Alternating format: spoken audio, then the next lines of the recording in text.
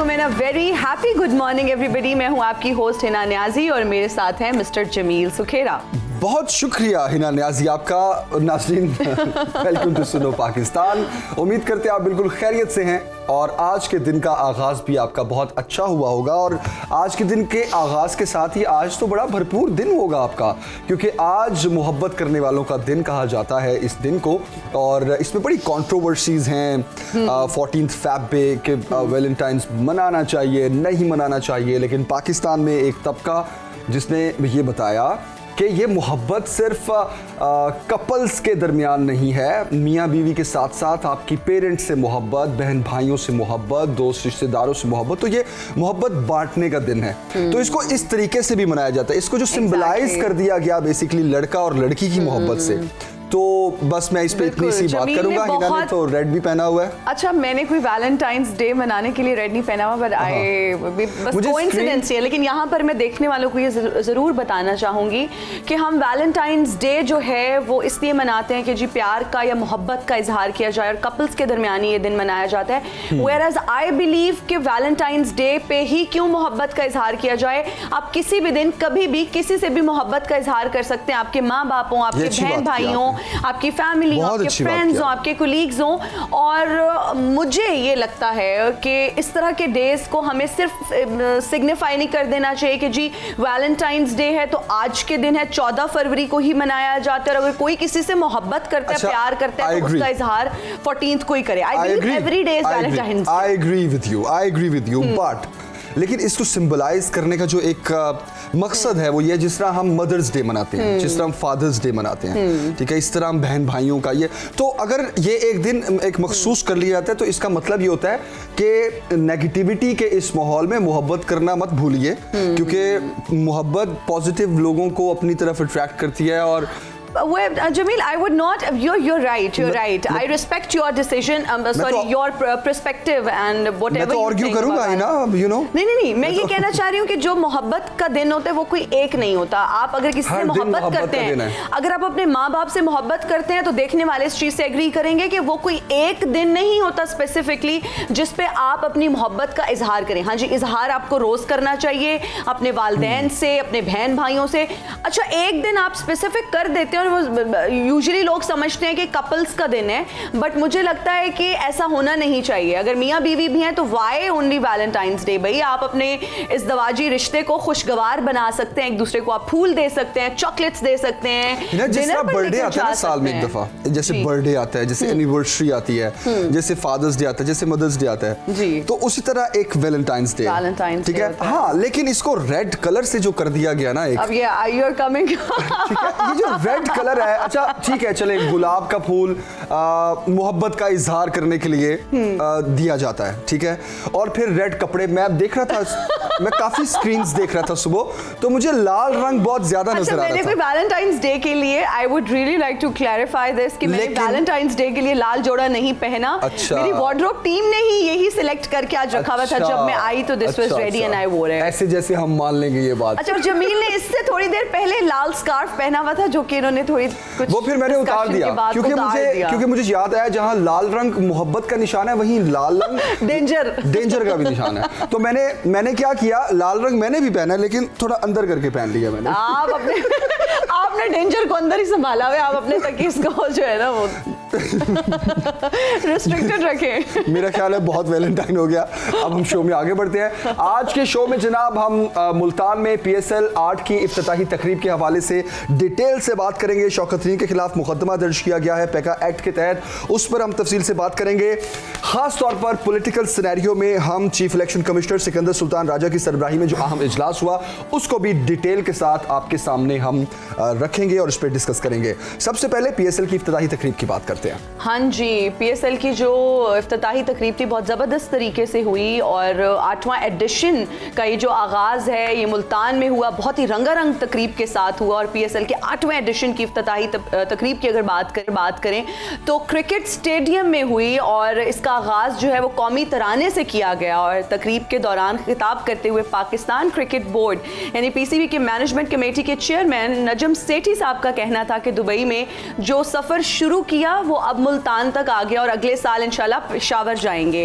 तो ये बड़ी अच्छी बात है कि एक चीज जो आपने स्टार्ट की दुबई से वो पाकिस्तान में आ रही है और फिर पाकिस्तान में भी मुल्तान जैसे शहर को चूज किया गया जहां पर ये पूरा इवेंट प्लान किया गया और बहुत सारे मुश्किलात का भी सामना किया। शानदार परफॉर्मेंस थी हिना, आई मस्ट से, और बहुत रंगारंग ये तकरीब थी। International feel I, international feel भी आई, क्या जबरदस्त स्टेज बनाया गया और मुझे तो देख के ना वो इंटरनेशनल फील आ रही थी। क्या जबरदस्त डांस परफॉर्मेंसेस थी, आयमा बेग, साहिर अली बगा, आसिम अजहर, शाइक गिल ने परफॉर्म किया और जब ये इवेंट खत्म होने लगा तो आतिशबाजी ने जो है ना वो 4 चांद लगा दिए और आर्टिस्ट का जो जोशो खरोश था वो देखने वाला था। बहुत जबरदस्त परफॉर्मेंसेस थी। मुझे पर्सनली मुझे लगता है कि आयमा इज अ परफॉर्मर, ये मेरा अपना एक वो पॉइंट ऑफ व्यू है कि जब उन्होंने भी दुपट्टे लाल पहने हुए हैं, देखें कल से सेलिब्रेशंस तो शुरू हो गई हैं हमारे मुल्क में। खैर जी, अच्छा हिना, एक चीज मैं हमारे जो आर्टिस्ट है ना, मैं थोड़ी उनकी तारीफ करना चाहता हूँ जी। मुझे ये लगता है कि पूरी दुनिया में जी हमारे आर्टिस्ट सबसे अच्छे आर्टिस्ट, इसमें कोई शक नहीं है। वो गुलकार हो, वो अदाकार हो, वो मॉडल्स हो, हमारी जो शोबिज इंडस्ट्री है बहुत ग्लैमर होने के साथ साथ बहुत टैलेंटेड है। तो मतलब हर परफॉर्मेंस माशाल्लाह बहुत अच्छी थी इस ओपनिंग सेरेमनी में, लेकिन IMF बहुत परेशान था। उन्होंने कहा ये पैसे कितना आ गए, इतना शुगर लग रहा है, नेट पे मीम्स बन रही हैं कि IMF वाले कह रहे हैं हमारे से ये पैसे मांगते रहते हैं, इतना पैसा इन्होंने अच्छा पैसे की बात ओपनिंग सेरेमनी पे लगा दिया। जमील आप पैसे की बात करें, एक और कैनेडियन कॉफी ब्रांड जो लॉन्च हुआ है पाकिस्तान में और उसके बाहर जो है वो बड़ी बड़ी क्यूज लगी हुई हैं और लोग अपनी कॉफी का इंतजार करें। टिम हॉर्टन्स की हम बात करें जी, तो लोगों का ये कहना है, जिसका आपने भी स्टेटस लगाया था। मैंने तो खैर वो इवेंट होस्ट किया था, that was a corporate event and I hosted the event. उन्होंने जी मुझे बुलाया था और खास तौर पे फिर आप लाइन में लगी थी? बिल्कुल भी नहीं, मुझे तो VVIP प्रोटोकॉल मिला था क्योंकि मैंने देखे हमें लाइन में लगना पड़ा। एंड यू गाइस नो कि मेरे पास एक वाउचर है जिसमें मुझे टिम हॉर्टन्स की 1 महीने के लिए कॉफी उन्होंने फ्री में दे दी है। रोज की एक coffee, so I got that voucher. Panel पे क्लैपिंग हो रही है। अच्छा, अब मुझे एक बात बताएं आपके ये जो पर आपको एक और बात भी बताऊं कि अभी तक मैं वो फ्री की कॉफी लेने नहीं गई because I don't want to be, क्योंकि रश बहुत है, I don't want to be in that. मैं इस पे थोड़ा सा डिस्कस करना चाहता हूं कि हमारे सोशल मीडिया पर लोग बहुत ज्यादा इस बारे में लिख रहे हैं कि एक तरफ लोग हैं जो आटे की लाइन में लगे हुए हैं और एक तरफ वो लोग हैं जो इस कॉफी में लगे हुए हैं और फिर ये डिस्कस किया जा रहा है कि जनाब पूरी दुनिया में जितनी भी इसकी ब्रांचेस हैं 1500 कितने ममालिक में कितनी हजार ब्रांचेस हैं और ओपनिंग डे पे सबसे ज्यादा सेल पाकिस्तान में हुई। तो हिस्ट्री वर्ल्ड रिकॉर्ड बन गए। लोग इसको थोड़ा वो कर रहे हैं, 2 कौमी नजरिया, वहां आटे की लाइन लगी हुई है, वहां ये अच्छा मैं इससे थोड़ा इख्तलाफ करता हूं।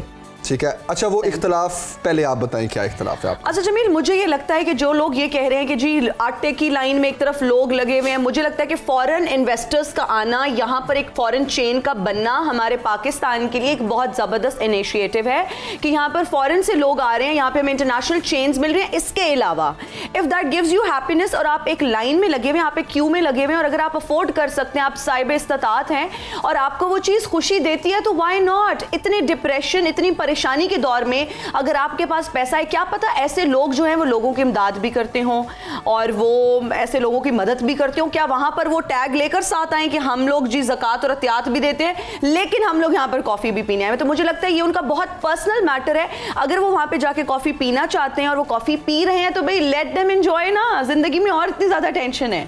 आप लोग प्लीज उनकी खुशियों में रुकावट ना बने। अब मेरा पॉइंट ऑफ व्यू जी श्योर, आपकी बात को आगे बढ़ाऊंगा। ये एक पर्सपेक्टिव है, I agree with this, but जो लोग ये कह रहे हैं कि कहाँ है गुर्बत या उनका एहसास नहीं है या ये इंटरनेशनल चेन खुली तो जनाब इतनी सेल हो गई, भाई 300 रुपए की कॉफी है। Exactly 300 रुपए की कॉफी है, कितनी सेल कर ली होगी उन्होंने पहले दिन? 1 करोड़ की, 2 करोड़ की, 300 की कॉफी पे 2 करोड़ आबादी का शहर है ये लाहौर, कितने लोग लाइन में लगे होंगे?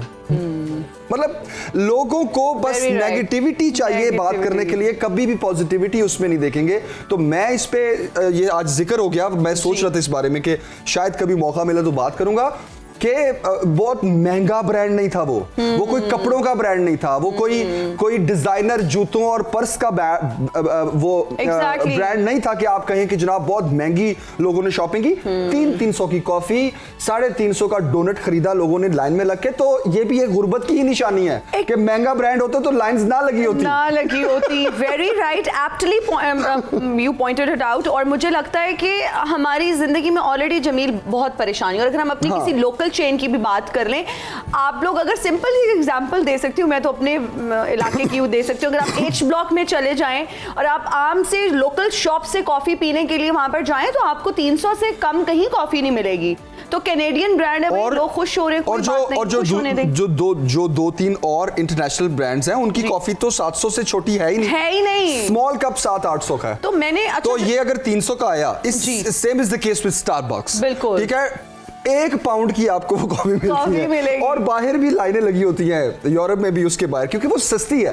तो ये सस्ती होने के लिए लाइन लगी हुई थी। इसको आटे की लाइन और उस लाइन से कंपेयर मत करें। अच्छा जमील, यहाँ पर एक और चीज मुझे बहुत अजीब लगी कि हमारे जो स्टार्स हैं, जो हमारी सेलिब्रिटीज हैं, उनको लोगों के लिए रोल मॉडल हैं, लोग उनको फॉलो करते हैं। अगर वो इस तरह के स्टेटसेस लगा रहे हैं या अगर वो इस तरह की ट्वीट्स कर रहे हैं, इस तरह की मीम्स को वो जो है ना रीशेयर कर रहे हैं, दैट इज अगेन ऑफेंसिव। आपको मुझे लगता है कि पॉजिटिव होना चाहिए, पॉजिटिविटी प्लीज फैलाएं। एक कैनेडियन अगर चेन यहाँ पर आई है, पाकिस्तान के लिए बहुत अच्छा जो है ना ये एक इमेज हमारा इंटरनेशनल। और फिर एक और दौड़ भी है हमारे मुल्क में कि वो चला गया मैं नहीं गया अभी तक, तो वो चली गई मैं नहीं गई अभी तक, उसने स्टेटस लगा दिया मैं। तो उस दौड़ में भी लोगों की ये कोशिश थी कि चलो क्यूज में लग जाओ और मैं स्टेटस लगा लूं, सेम डे हम जो है ना स्टेटस लगा ले। जमील, अच्छा मैं एक और चीज भी मेंशन करना चाहूंगी। खैर I was hosting their event और मुझे उन्होंने बुलाया हुआ था, अदरवाइज शायद मैं ना जाती या मेरी कुछ और मसरूफियात होती। तो जब मैं गई और मैंने वो स्टेटस लगाया तो बहुत सारे लोगों ने मेरा स्टेटस देख के कहा प्लीज हमें भी ले चलो, हमें भी दे दो। और वही लोग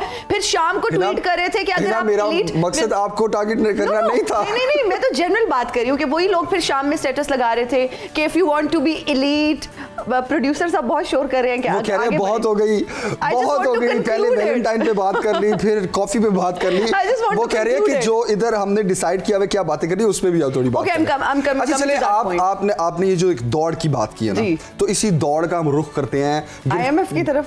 IMF की तरफ नहीं, ये जो गिरफ्तारियों की दौड़ लगी है, ठीक है, गिरफ्तारियों पे गिरफ्तारियां हो रही हैं। आप देखें कि वो सूबाई मामला हो या वफाक का मामला हो, अब एक खबर जो सामने आई है, FIA साइबर विंग ने साबिक वफाकी वज़ीर ख़जाना शौकत तरीन के खिलाफ बगावत और इश्तियाल अंगेज़ी की दफ़ात के तहत मुकदमा दर्ज कर लिया। शौकत तरीन के खिलाफ मुकदमा पैका एक्ट के तहत दर्ज किया गया और मुकदमा मुद्दई अरशद महमूद की मुद्दत में दर्ज हुआ। यह मुकदमा शौकत तरीन की सोशल मीडिया पर वायरल मुबैना ऑडियो की बुनियादों पर किया गया है। तो शौकत तरीन ऑडियो में खैबर पख्तूनख्वा के वज़ीर ख़जाना तैमूर सलीम झगड़ा और मोहसिन लगारी के साथ बात कर रहे थे और बातचीत में शौकत तरीन ने मोहसिन लगारी से वफाकी हुकूमत को सरप्लस बजट वापस ना करने को कहा।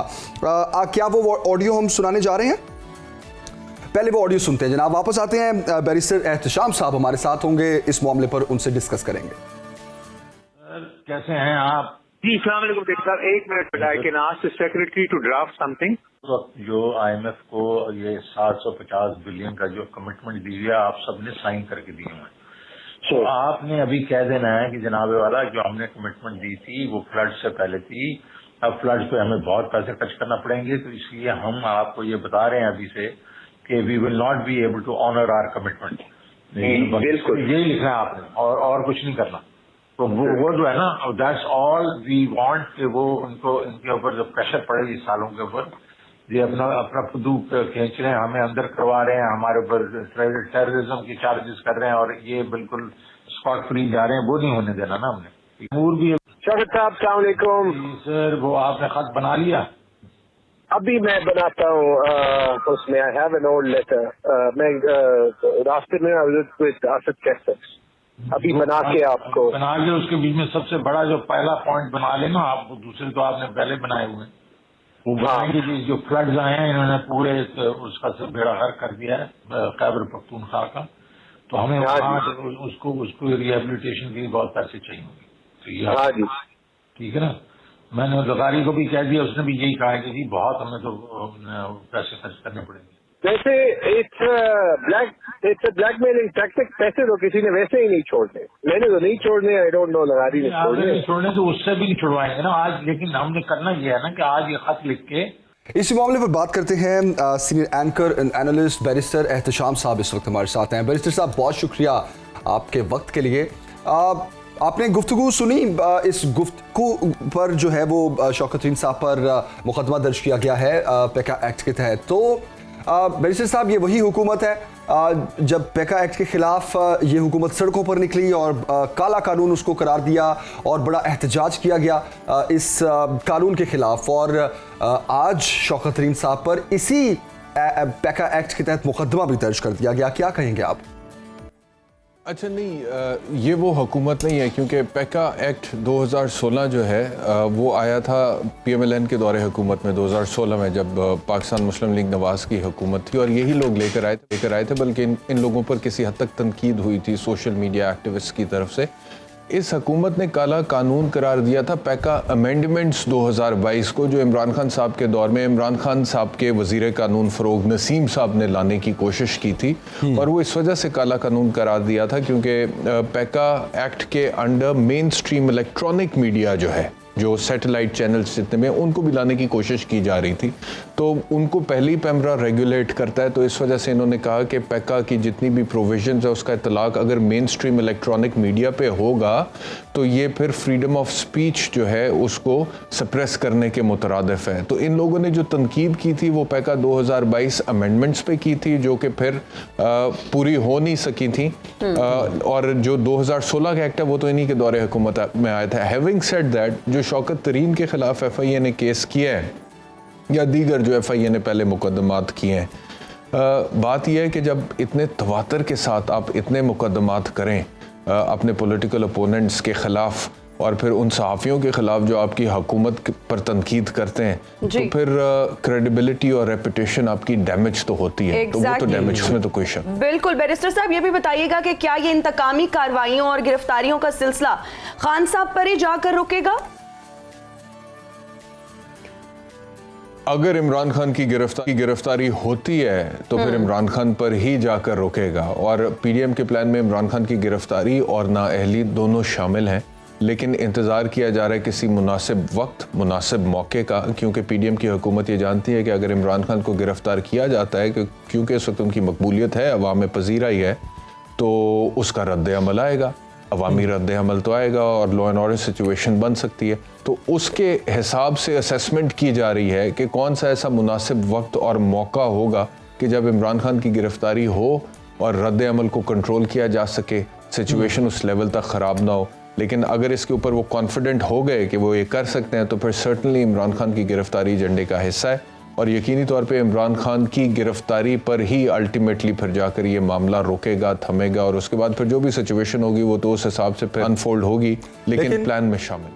बैरिस्टर साहब, लेकिन अगर देखा जाए, एक तरफ सियासी अदम इस्तेहकाम है, दूसरी तरफ हमारी मईशत बहुत इस वक्त पतली सूरत हाल में कहूँगा हमारी मईशत की। ऐसे में ये जो गिरफ्तारियों का सिलसिला, जिस तरह आपने भी जिक्र किया कि गिरफ्तारियों का सिलसिला अगर खान साहब पर जाकर रुकता है तो फिर तो एक मजीद अफरा तफरी का माहौल पैदा हो जाएगा। तो आप इस सियासी अफरा तफरी को किस इंतहा तक जाता देख रहे हैं? मैं इस सियासी अफरा तफरी को उस इंतहा तक जाता देख रहा हूँ कि जहाँ पे मुल्क का नुकसान खुदा न खास्ता हो सकता है, और वो किसी सूरत नहीं होना चाहिए। देखिए, सियासी इख्तलाफात अपनी जगह है, रस्सा कशी अपनी जगह है, वफादात की सियासत अपनी जगह है, लेकिन कुछ बातें ऐसी हैं जहाँ पर रियासत पर जब उसका असर पड़ने लगे तो वहाँ पर हमें कम से कम जो है अपने सियासी मफादात को पस से पुश डाल देना चाहिए। लेकिन अभी की जो सूरत हाल है, सिचुएशन इतनी चार्ज्ड अप है कि इमरान खान साहब तो एक तरफ जल्द इंतखाबात का मुतालबा पहले करते रहे, चलो हम कह भी दें कि वो आइन और कानून के एन मुताबिक नहीं भी था मिसाल के तौर पे, लेकिन अब जब असेंबलियाँ तहलील होगी ख़ास तौर पे पंजाब में और KPK में, तो ये तो आइन की मंशा है। आर्टिकल 224 ये कहता है कि 90 दिन के अंदर इलेक्शंस होने चाहिए, तो अब 90 दिन के अंदर इलेक्शंस तो होने चाहिए। लाहौर हाईकोर्ट का एक फैसला भी आ गया इस हिसाब से, लेकिन PDM की हुकूमत इस पर इस हद तक स्टबन है कि उन्होंने पूरा ज़हन बनाया हुआ था कि इलेक्शंस नहीं होंगे। इलेक्शन कमीशन ऑफ पाकिस्तान का जो रोल है उस हवाले से भी बहुत सारे सवाल उठते रहे। ब्यूरोक्रेसी जिनको बुलाया था इजलास में ECP ने, उन्होंने जाके जो बातें वहाँ पर की हैं कि जी अभी इलेक्शंस का इनेकाद हो नहीं सकता है इन सिक्योरिटी वजूहात की बिना पे, वो भी अजीबोगरीब बात है। तो जब इस तरह के मामलात होने लगे कि आप अपने सियासी मफादात की खातिर किसी नेशनल एजेंडे को जो कि कॉन्स्टिट्यूशनल रिक्वायरमेंट है अंडर द लॉ उसको नज़रअंदाज कर दें, उसको पसे पुश डाल दें, तो फिर ये खराब हो जा इस हद तक खराब हो जाते हैं कि मुल्क का भी खुदा न खास्ता नुकसान हो सकता है। अल्लाह ना करे कि ऐसा क्या जेल भरो तहरीक से ये खान साहब हुकूमत पर प्रेशर डालने में कामयाब हो जाएंगे? आपको क्या लगता है? देखिए, डिपेंड करता है कि पाकिस्तान तहरीक इंसाफ किस लेवल पे इस तहरीक को इम्प्लीमेंट कर पाती है। अगर तो जेल भरो तहरीक का ऐलान करने के बाद पाकिस्तान तहरीक इंसाफ के कारकुनान, उनके वर्कर्स, उनके सपोर्टर्स बड़ी तादाद में अपनी गिरफ्तारियां पेश करते हैं और पाकिस्तान तहरीक इंसाफ के रहनुमा सफ़े अव्वल की जो लीडरशिप है वो भी गिरफ्तारियां पेश कर देती है और अल्टीमेटली इमरान खान साहब भी गिरफ्तार हो जाते हैं, तो मेरे ख्याल में फिर तो ज़ाहिरी बात है बहुत मुश्किल हो जाएगा PDM की हुकूमत के लिए, क्योंकि इखलाकी जवाज़ उनका हुकूमत करने का काफ़ी हद तक ख़त्म हो जाएगा।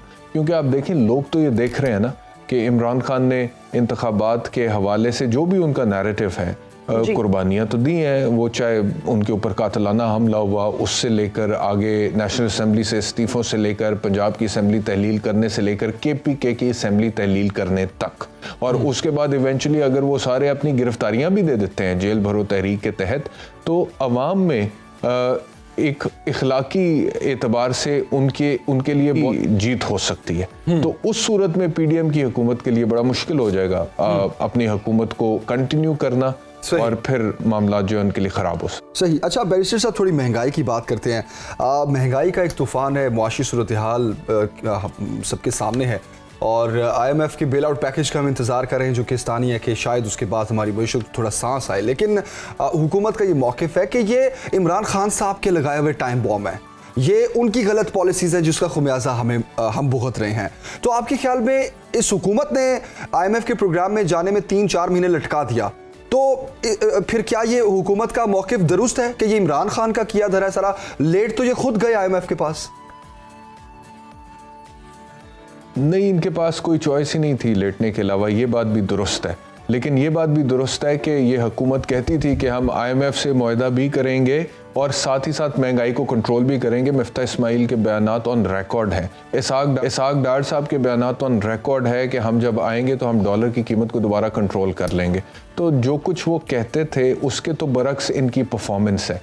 और IMF का जो विशेष सर्कल है उसमें तो पाकिस्तान फंसा हुआ है तकरीबन पिछले 75 सालों में, राइट फ्रॉम द टाइम 1958 में जब फर्स्ट टाइम ये फैसिलिटी के लिए अप्लाई किया गया था, और उसके बाद तकरीबन हर दौरे हुकूमत में पाकिस्तान IMF के पास गया। एक मुशर्रफ साहब के दौर में काफ़ी हद तक IMF की डिपेंडेंसी ख़त्म हुई थी, लेकिन बिल्कुल इंडिपेंडेंट नहीं हुए थे हम IMF से, लेकिन उसके बाद फिर दोबारा IMF के ऊपर बहुत बुरे तरीके से हम डिपेंड करना शुरू हो गए। तो ये जो कह रहे हैं कि जी महंगाई जो है वो इमरान खान की वजह, ये आर्गुमेंट दुरुस्त नहीं है। वो 3.5-4 बैरिस्टर साहब, जाते जाते आप नून लीग पे भी कमेंट दे दें। हम नून लीग में धड़ेबंदी देख रहे हैं, आप क्या फ्यूचर देखते हैं नून लीग का? मरियम नवाज साहिबा क्या पार्टी को इंटैक्ट रख पाएंगी या मजीद उसमें से और आवाजें उठेंगी? देखें, 2-4-5 लोग अगर मिसाल के तौर पे पाकिस्तान मुस्लिम लीग नवाज से अलहदा हो भी जाते हैं, चाहे वो शाहिद खाकान अब्बासी के ही स्टैचर के क्यों ना हो, तो उसे इसमें तो कोई शक नहीं है कि पार्टी को नुकसान पहुंचेगा और पार्टी की साख खराब होगी और मरियम नवाज के लिए मुश्किलात बढ़ेंगी। लेकिन at the same time Pakistan Muslim league Nawaz का जो कल्चर है, जिस तरह क्या उनका कारकुन है, जिस तरह की उनकी first year second year of leadership है, तो बहुत सारे लोग इन लोगों को जो अभी टॉप पे आते हैं इन टर्म्स ऑफ सीनियरिटी, इनको रिप्लेस करने के लिए भी तैयार बैठे होते हैं। और जब भी कोई नया लीडर आता है ना, आप तारीखी तौर पे देख लें तो वो अपने जो उसके करीब तरीन उसकी जो किचन कैबिनेट होती है वो कोई नई होती है। मिसाल के तौर पे जब जुल्फ़िकार अली भुट्टो साहब के जो लोग करीब थे, डॉक्टर मुबशर हसन, मुस्तफ़ा खर, इस तरह के बहुत सारे नाम, जब बेनज़ीर भुट्टो साहिबा आई थी तो वो अपनी कैबिनेट, अपनी किचन कैबिनेट के साथ आई थी। उसमें फिर एतजाज़ एहसन साहब, दीगर कुछ और लोग इस तरह के शामिल थे।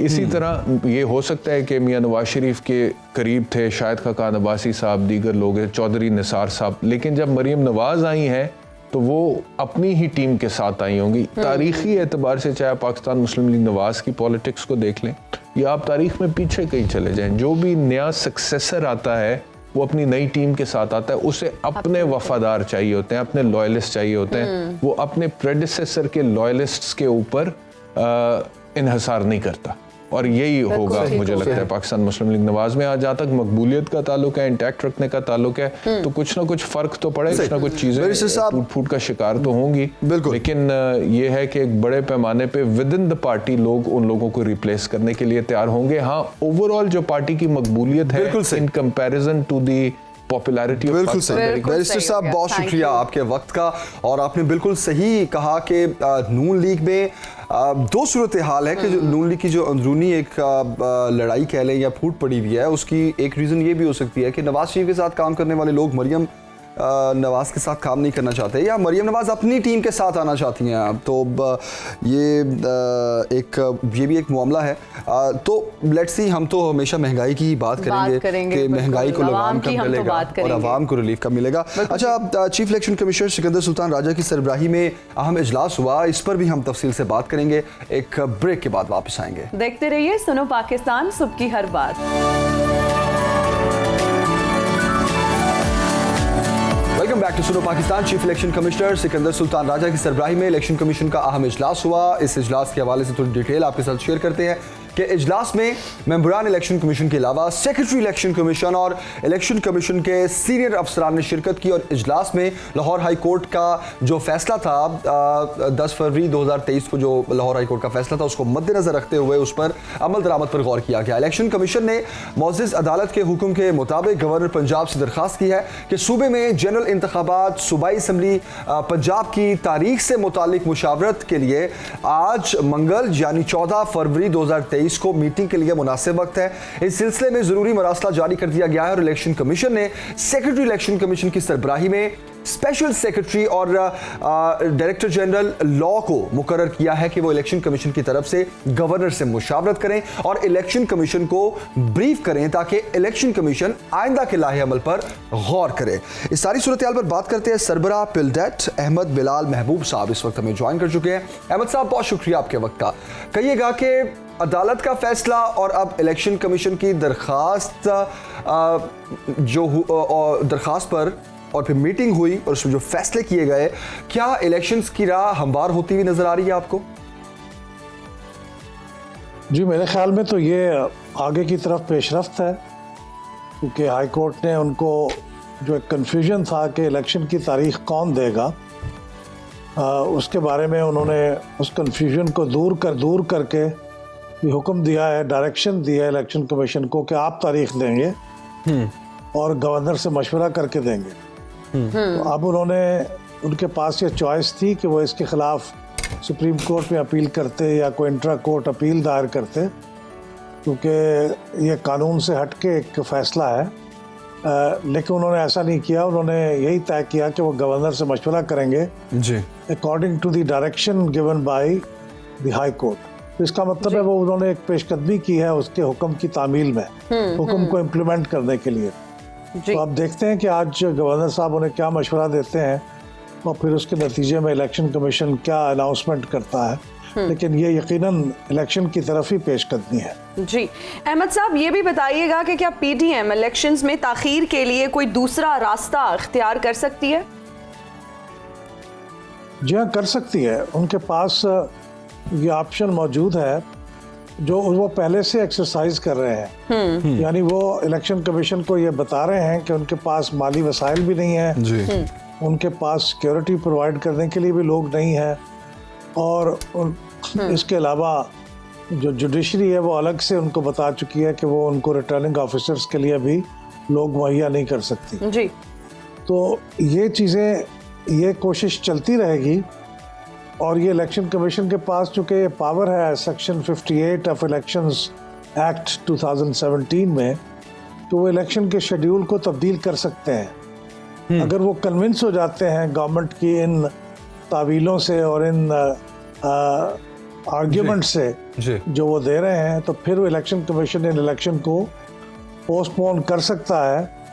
लेकिन जाहिर है कि वो अनचैलेंज तो नहीं होगा, फिर उसको अदालत में भी चैलेंज किया जाएगा और अल्टीमेटली उस सूरत में फैसला तो सुप्रीम कोर्ट ही करेगी। सही।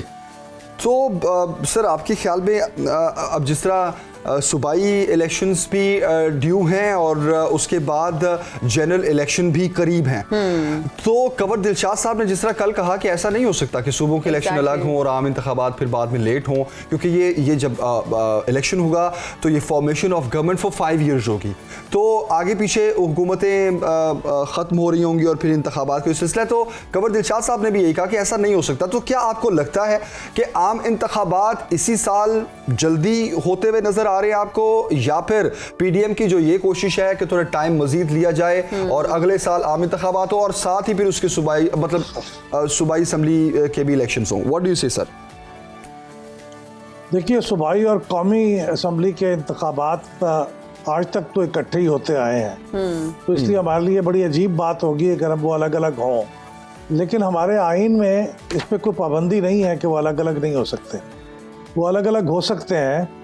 और इंडिया में भी पहले 4 इलेक्शंस जो हुए कौमी, उसके साथ तमाम स्टेट असम्बलीज़ के इलेक्शन भी हुए, लेकिन आहिस्ता आहिस्ता फिर असम्बलियों ने कभी एक डिज़ॉल्व हो गई, कभी दूसरी डिज़ॉल्व हो गई, तो अब वहाँ पे भी स्टैगर्ड इलेक्शन होते हैं। उसकी अपनी एक कॉम्प्लिकेशंस तो होती हैं, लेकिन आइन हमें उससे मना नहीं करता। लिहाजा आइन के मुताबिक तो स्टैगर्ड इलेक्शन हो सकते हैं, ये कोई बुनियाद नहीं है कि हम ये इलेक्शन नहीं करा सकते। हाँ, अलबत्ता वो माली प्रॉब्लम्स हैं, सिक्योरिटी प्रॉब्लम्स हैं, ये बातें अब इलेक्शन कमीशन को खुद वे करनी होंगी और देखना होगा कि क्या वो किस हद तक उनके अंदर जान है।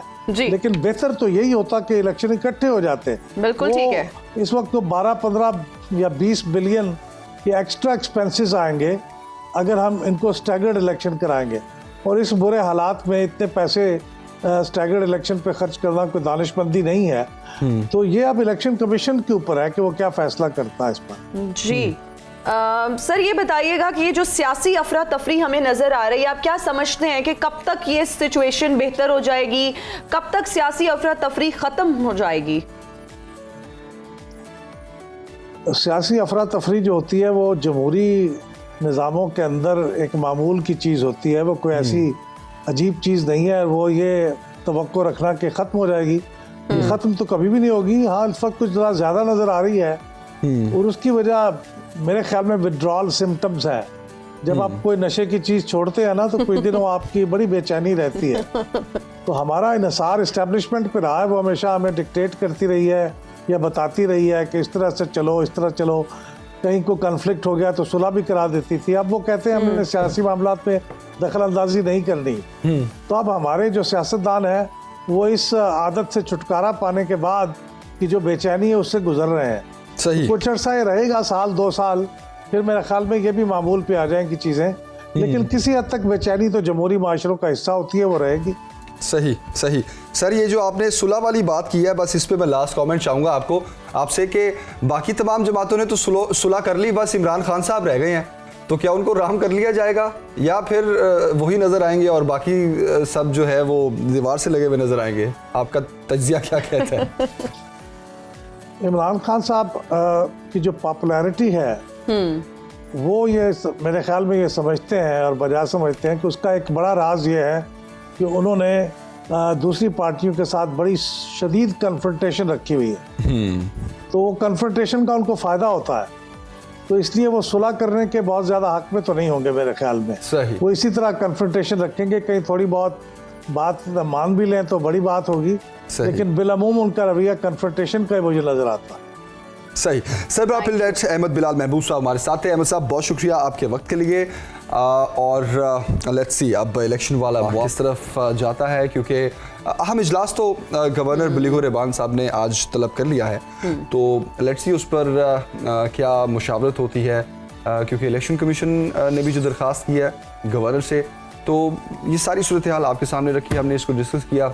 अल्लाह करे कि ये मामला जल्दी हल हो हल हो जाए। बेशक ये एक जमहूरी हुस्न है, लेकिन हाँ जी। फिर भी इनका फिर हल भी होना हम- बहुत ज़रूरी है। फिर भी हम तो दुआ करते हैं कि जी जल्दी हल हो जाए ये मामला। लेते हैं जी यहाँ पर एक ब्रेक, हाजिर होंगे ब्रेक के बाद। देखते रहिए सुनो पाकिस्तान, सुबह की हर बात।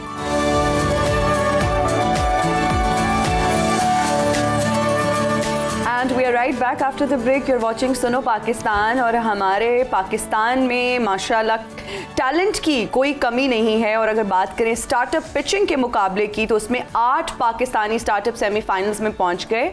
और स्टार्टअप पिचिंग के मुकाबले रॉकेट फ्यूल में पाकिस्तान के 8 स्टार्टअप ने सेमीफाइनल तक रसाई हासिल की। और स्टार्टअप पिचिंग के मुकाबलों का इनकाद रियाज में होने वाले टेक्नोलॉजी के आलमी कन्वेंशन लीप में किया गया, जिसमें डिजिटल कॉपरेशन ऑर्गेनाइजेशन के रुकन जो है वो 13 मुल्कों से 90 प्रॉबेबली जो है वो मुंतखब हुए स्टार्टअप्स ने Startups, शिरकत yes, बिल्कुल की। और इग्नाइट नेशनल टेक्नोलॉजी फंड ने वजारत जो है ये आईटी एंड टेलीकॉम की शिराकत से बिल्कुल। और अच्छा, थोड़ा सा हम इसका ओवरव्यू दे देते हैं कि पाकिस्तान की जानिब से तालीम के शोबे से वलीम, रिटेल टेक्नोलॉजी से डिजी खाता और फंड टैक्स से इन्वेस्टर्स लाउंज और ज़रूरी शोबे से फाइबर्स और एग्री दुनिया, ये स्टार्टअप आइडियाज़ जो है ये इसमें शामिल थे, विनर थे। सेमीफाइनल तक पहुंचे ये स्टार्टअप आइडियाज़। और आसिम शहरयार हुसैन साहब इस वक्त हमारे साथ हैं, CEO इग्नाइट, जो कि उस वक्त इस मुकाबला जब ये जारी था वहाँ पर मौजूद थे। तो उनसे बात करते हैं। अहमद साहब, बहुत शुक्रिया आपके वक्त का। कहिएगा कि पाकिस्तान की 8 टीम्स का सेमीफाइनल्स तक पहुँचना ये कितनी अच्छी और खुशाइंद बात है, और क्या ये इस बात की भी निशानदही है कि अगर पाकिस्तानी नौजवानों को प्लेटफॉर्म मुहैया किया जाए तो इन नौजवानों के लिए कुछ भी नामुमकिन नहीं रहता। जी शुक्रिया। आसिम शहरयार, CEO इग्नाइट बोल रहा हूँ।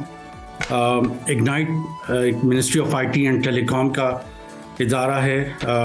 हम पाकिस्तान में टेक इनोवेशन और एंटरप्रेन्योरशिप को प्रमोट करते हैं जी। इस वक्त हमारे पाकिस्तान में 8 इंक्यूबेशन सेंटर्स हैं, इस्लामाबाद, लाहौर, कराची, पेशावर, क्वेटा, फैसलाबाद और हैदराबाद, जहाँ पे स्टार्टअप्स की इंडक्शन होती है, उनकी इंक्यूबेशन होती है। वो एक करिकुलम के थ्रू गुजरते हैं, 3-4 महीने दे उनको बिजनेस प्लानिंग सिखाई जाती है, मार्केट रिसर्च सिखाई जाती है। उसके बाद वो प्रोडक्ट डेवलपमेंट पे काम करते हैं, फिर उनको पिचिंग सिखाई जाती है कि किस तरह उन्होंने कस्टमर्स और इन्वेस्टर्स को पिच करना है अपना बिजनेस प्लान। तो इस साल हमने 8 स्टार्टअप्स भेजी थी लीप, सऊदी अरेबिया, जो अब एक बड़ा टेक्नोलॉजी इवेंट है मिडल ईस्ट का। जिस तरह जाइटेक्स पहले UAE में होता था, अब LEAP is another major technology conference जो कि सऊदी अरब में होती है फरवरी में। इस साल हमने अपनी 8 स्टार्टअप्स को भेजा था इस इवेंट में, और उनमें से 4 ने क्वालिफाई किया for the semifinals of this rocket fuel competition जी। तो it's an honour for Pakistan. GITEX में भी हम 10 स्टार्टअप्स को लेके गए थे, और हमारी एक स्टार्टअप ने वहाँ पे कंपटीशन जीता था जी। In the creative economy category. माईटीएम जो हमारी एक फिनटेक स्टार्टअप है।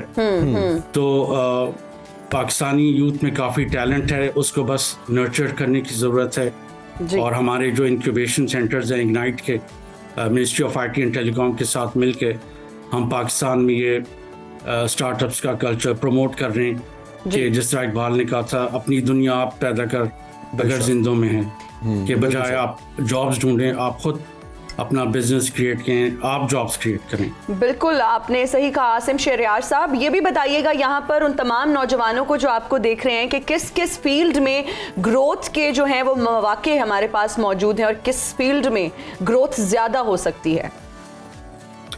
देखें, जो आजकल की इमर्जिंग टेक्नोलॉजीज़ हैं, मसलन cyber security, artificial intelligence, blockchain, AR VR, gaming, इसमें दुनिया में इस वक्त 3 से 4 मिलियन साइबर सिक्योरिटी प्रोफेशनल्स की कमी है। तो इट्स अ ह्यूज गैप। यहाँ पे पाकिस्तानी IT ग्रेजुएट्स के लिए अपॉर्चुनिटी है कि वो साइबर सिक्योरिटी में कोर्सेज लेके अपनी एक्सपर्टीज़ डेवलप करें। यूनिवर्सिटीज़ भी अब साइबर सिक्योरिटी के प्रोग्राम्स लॉन्च कर रही हैं, डिग्री प्रोग्राम्स लॉन्च कर रही हैं। तो उसमें हमें चाहिए कि हम ये जो नई इमर्जिंग टेक्नोलॉजीज हैं, artificial intelligence, blockchain, cyber security, इनमें वो अपनी एक्सपर्टीज डेवलप करें। अच्छा आसिम साहब, मैं ये भी आपसे जानना चाहूँगा कि आपने ब्लॉकचेन एआई की बात की। पाकिस्तान में नो डाउट इस पर काम चल भी रहा है और स्टूडेंट्स इसमें बहुत इंटरेस्ट भी ले रहे हैं, लेकिन फिर वही मामला कि पाकिस्तान के आईटी के शोबे को लेकर जो पॉलिसीज़ बड़ी वीक हैं। स्टूडेंट्स तो बहुत हैं, एक्सपर्ट्स भी बहुत हैं, लेकिन इंटरनेशनल मार्केट में काम करने के लिए एज अ फ्रीलांसर ही वो अवेलेबल होते हैं और बाकी गवर्नमेंट की जो पॉलिसीज़ हैं, आपके ख्याल में इस को किस तरह ओवरकम किया जा सकता है, इस मामले को किस तरह इसको केटर किया जा सकता है? क्योंकि मैं ये कहूँगा कि हुकूमत की पॉलिसीज़ बड़ी वीक हैं इस मामले को लेकर। Would you agree with it? नहीं, देखें, हम एक तो मैं इग्नाइट का आपको प्रोग्राम बताऊं, डिजी स्किल्स, जिसने अभी तक पिछले 4 सालों में 3 मिलियन एनरोलमेंट्स किए हैं। हमारे 15 डिफरेंट फ्रीलांसिंग कोर्सेज हैं और उसमें freelancers, IT graduates free of cost enrol करते हैं। ये 3 मंथ्स के ऑनलाइन कोर्सेज हैं। और हमने एक सर्वे भी कराया था, जो हमारे डिजी स्किल्स के ट्रेंड फ्रीलांसर्स हैं, उन्होंने अभी तक कोई $300 मिलियन फ्रीलांसिंग एक्सपोर्ट्स में जनरेट किए हैं पाकिस्तान के लिए। देखें, एक जो फीडबैक आती है हमें इंडस्ट्री से, IT इंडस्ट्री से, कि हमारी यूनिवर्सिटीज़ उस लेवल के ग्रेजुएट्स नहीं प्रोड्यूस कर रही जिनकी जो उनकी नीड्स और रिक्वायरमेंट्स हैं, जो फॉरेन क्लाइंट्स जिस किस्म का स्किल सेट उनको चाहिए होता है, हार्डली उसमें से 10 to 10% एम्प्लॉयबल होते हैं, बाकी के पास वो स्किल सेट नहीं होता। तो हमें अपने जो IT का करिकुलम है बैचलर्स और मास्टर्स लेवल पे, वो अलाइन करना है with the needs of the industry. और इसके लिए हम पाशा, जो पाकिस्तान सॉफ्टवेयर हाउस एसोसिएशन है, वो अपनी रिक्वायरमेंट शेयर कर रही है विद HEC कि आप अपने IT करिकुलम को रिवाइज करें, क्योंकि ऑफ कोर्स IT एक रैपिडली चेंजिंग फील्ड है, तो उसमें हर साल नई टेक्नोलॉजीज आती हैं, तो उसमें आपको अपने ग्रेजुएट्स को नई चीज़ों में ट्रेन करने की ज़रूरत है। मसलन जिस तरह में cyber security, data analytics, AI वगैरह, इस तरह के कोर्सेज पहले आप बेसिक्स बैचलर्स लेवल पे सिखाएं और फिर जो एडवांस्ड इन डेप्थ स्पेशलाइजेशन है वो आप मास्टर्स लेवल पे जाके करें। सही, बिल्कुल सही। अब इसमें कोई शक नहीं है कि हमारा जो एजुकेशन सिस्टम है उसमें भी बहुत चेंजिंग्स की ज़रूरत है। वक्त के मुताबिक हमें एडवांस लर्निंग की तरफ जाना चाहिए। और आपने जिस तरह साइबर सिक्योरिटी और ब्लॉकचेन और AI की बात की, आपके ख्याल में आसिम साहब, नौजवानों को आप क्या मशवरा देंगे कि वो स्टार्टअप के ज़रिए पाकिस्तान की मईशत का कितना बड़ा और कैसे सहारा बन सकते हैं? हाँ, आपको मैं एक आइडिया दूँ, पिछले 2 सालों में पाकिस्तानी स्टार्टअप्स में $700 मिलियन से ज़्यादा की इन्वेस्टमेंट आई थी और there was actually a boom happening in the Pakistani startup ecosystem. लेकिन फ्रैंकली इस साल ग्लोबल रिसेशन की वजह से और इवन बिकॉज जो हमारी लोकल इंस्टेबिलिटी और जो करेंसी वॉलेटिलिटी है उसकी वजह से इन्वेस्टर्स अभी वेट एंड सी फेज़ में हैं। तो इस साल में ख्याल में उतनी इन्वेस्टमेंट नहीं आएगी, लेकिन अब मौका है पाकिस्तानी स्टार्टअप्स के लिए कि वो अपने आइडियाज़ को रिफाइन करें, अच्छी प्रोडक्ट्स बनाएं और ऑर्गेनिक ग्रोथ पे फोकस करें। कि यानी वो कस्टमर्स तो पहले लेके आए ना, आप पहले कस्टमर्स हासिल करेंगे, आपका कुछ रेवेन्यू होगा, फिर इन्वेस्टर का आप में इंटरेस्ट आ गया। क्योंकि अब जो इन्वेस्टर्स हैं वो सिर्फ ग्रोथ को नहीं देख रहे, वो देखते हैं कि कौन सी स्टार्टअप प्रॉफिटेबल है, कौन सी स्टार्टअप है जो अपने आप को सस्टेन कर सकती है। बिल्कुल, क्योंकि अगर आप सिर्फ ग्रो कर रहे हैं और लॉस में चल रहे हैं तो फिर तो आप सर्वाइव नहीं करेंगे। तो अगर आपने सस्टेनेबिलिटी अचीव करनी है तो you need to have revenue जो आपके ऑपरेटिंग कॉस्ट को कवर कर सके। तो आप अभी पहले कस्टमर्स पे फोकस करें, इस साल कस्टमर्स लेके आएं और अगले साल से इंशाल्लाह फिर इन्वेस्टमेंट्स दोबारा पिकअप करेंगे। बिल्कुल सही। आसिम शहरयार हुसैन साहब, बहुत शुक्रिया। CEO इग्नाइट हमारे साथ थे और इस मामले पर हमने बहुत तफसील से बात की। और मुझे ये लगता है हिना के अगर इस सारी डिस्कशन को हम रैप अप करें, सम अप करें, तो वो ये है कि एक तो हमारा जो एजुकेशन सिस्टम है IT से रिलेटेड उसको स्ट्रॉन्ग होना चाहिए, और दूसरा जो हमारे IT स्टूडेंट्स हैं या IT एक्सपर्ट्स हैं उनको मेहनत जारी रखनी चाहिए। हमारा हमसाया मुल्क इस वक्त बहुत आगे जा चुके हैं आईटी में, बिल्कुल। और हमारे नौजवानों को शौक भी है, लेकिन कहीं ना कहीं जाकर थोड़ा परेशान हो जाते हैं, थोड़ा दिल हार जाते हैं। Exactly. कि वो उनको लगता है कि पता नहीं हमने शायद ये वक्त ज़ाया कर दिया, लेकिन इसमें बहुत पोटेंशियल है और आने वाला दौर इसी का है। और जमील, आपने बड़ी अच्छी बात की कि नौजवानों को हिम्मत नहीं हारनी चाहिए, और आईटी की फील्ड में जितनी अब इम्प्रूवमेंट आ रही है और जितनी टेक्नोलॉजी आगे जा रही है, हमें भी चाहिए कि हम वक्त के साथ साथ, दुनिया के साथ साथ चलें, आईटी में, टेक्नोलॉजी में अपना एक नाम बढ़ाएं। और ज़रूरी नहीं है कि बच्चे सिर्फ मोबाइल फ़ोन्स पे गेम्स खेल रहे हैं तो हम ये सोचें कि हमारा मुल्क बहुत तरक्की कर रहा है। सब बच्चों को फ़ोन चलाना आ गया। अच्छी आपने एग्जांपल दिया है। और वंस अगेन मैं इन 8 पाकिस्तानी स्टार्टअप्स के जो सेमीफाइनलिस्ट हैं इनको एक बार फिर मैं कांग्रेचुलेट करना चाहूँगा। बिल्कुल जनाब, ये बहुत बड़ा एजाज़ है पाकिस्तान के लिए, बैनुल-अक़वामी मुकाबला था ये, और इसमें ये हम तो जब भी इंटरनेशनली पाकिस्तान को रिप्रेजेंट करते हैं, हमारे नौजवान, बहुत खुशी होती है, बहुत हम फख्र महसूस करते हैं, और एक फीलिंग ही अलग होती है, क्योंकि जब इंटरनेशनली पाकिस्तान का झंडा लहराया जाता है या पाकिस्तान का नाम लिया जाता है तो वो फीलिंग ही इटसेल्फ एक बहुत बड़ी अचीवमेंट है। और तो तब कैसा फील होता है जब आपको कि जब हम ब्रेक लेते हैं शो में? ब्रेक तो जरूरी है। ब्रेक तब कैसा फील होता है आपको? अच्छा फील होता है? पॉज मिलता है बोलने से, थोड़ी सी फिर एक ब्रेक लेते हैं जनाब, आप 10 बजे की हेडलाइंस देके फिर वापस आएंगे, शो को आगे बढ़ाएंगे। स्टे विद अस, देखते रहिए सुनो पाकिस्तान, सुबह की हर बात।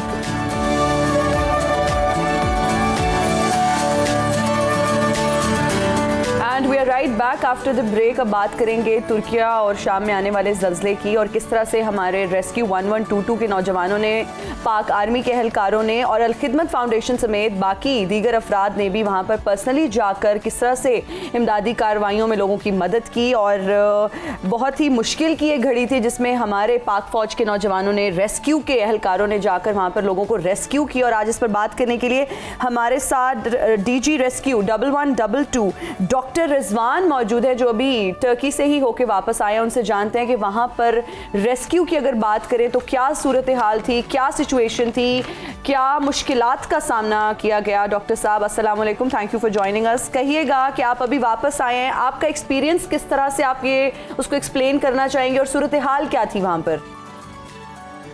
तो मेरे पास अल्फाज नहीं है कि मैं उनको किस तरीके से एक्सप्लेन करूं, बिकॉज जो हालात हमने वहाँ पे देखे वो हमारे लिए एक शॉकिंग के जिस शहर में हम पहुंचे, हम दूसरे दिन ही पहुंच गए थे। We were one of the first international team जो कि वहाँ पे पहुंची जी, और शुरू की टीमों में थे। तो हमने इमीडिएटली जैसे ही हम वहाँ से पहुंचे हैं यमन दूसरे दिन, तो आप अंदाजा करें कि हर गली के अंदर एक बिल्डिंग मौजूद थी, और जो बाकी की बिल्डिंगें थी रहने के काबिल नहीं थी, और सारे पूरे शहर को, वर्चुअली सारे लोगों को जो है वहाँ से बाहर बैठे थे और वो बिल्डिंग के अंदर जा नहीं सकते थे, बिकॉज जितनी बिल्डिंगें थी या वो टिल्ट हो गई थी, या उनमें बाकी बच्चे जिनमें क्रैक थे, और कोई हमें इधर से बुलाए कि जी इधर आके मेरा कोई देखे, मेरा अंदर होगा, कोई इधर बुलाए। हमने इस दौरान फिर 59 पाकिस्तान रेस्क्यू टीम जो कि जिसने अक़वाम मुत्तहिदा से सर्टिफिकेशन ली पहले, और फिर उसके बाद पहली टीम है जिसको जनूबी एशिया में यूनाइटेड नेशंस की इंफराद सर्टिफिकेशन मिली। तो जहाँ पे जिस तरह पाकिस्तान में जब ज़ल्ज़ला आया था, हौलनाक ज़ल्ज़ला, तो उस वक्त बाहर से टीमें आ रही थी, हमारे पास अपना कोई निज़ाम नहीं था। अल्लाह का शुक्र है कि आज एक निज़ाम बना की वजह से हम तुर्किया जा सके और उनको जाके मदद कर सके। और वहाँ पे जिस वक्त ये हालात हमने जिस वक्त देखे, उनकी जाके हमारे पास चूंकि ट्रेनिंग थी और लाइफ लोकेटर और बाकी सारा इक्विपमेंट था, तो हमने जाके देखा कि किस बिल्डिंग के अंदर इस वक्त जो है वो वहाँ पे कोई बंदा जिंदा है या नहीं।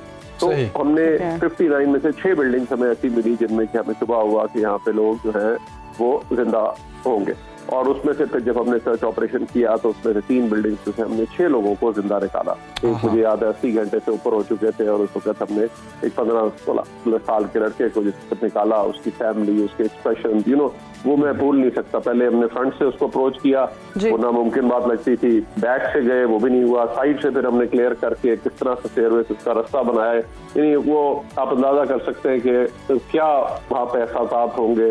लोग जो उम्मीद वाबस्ता थी कि जी वहाँ पे उनके चाहने वाले या उनके जो अंदर कुछ हो सकता है, लोग ट्रैप्ड हो, वो निकल आए।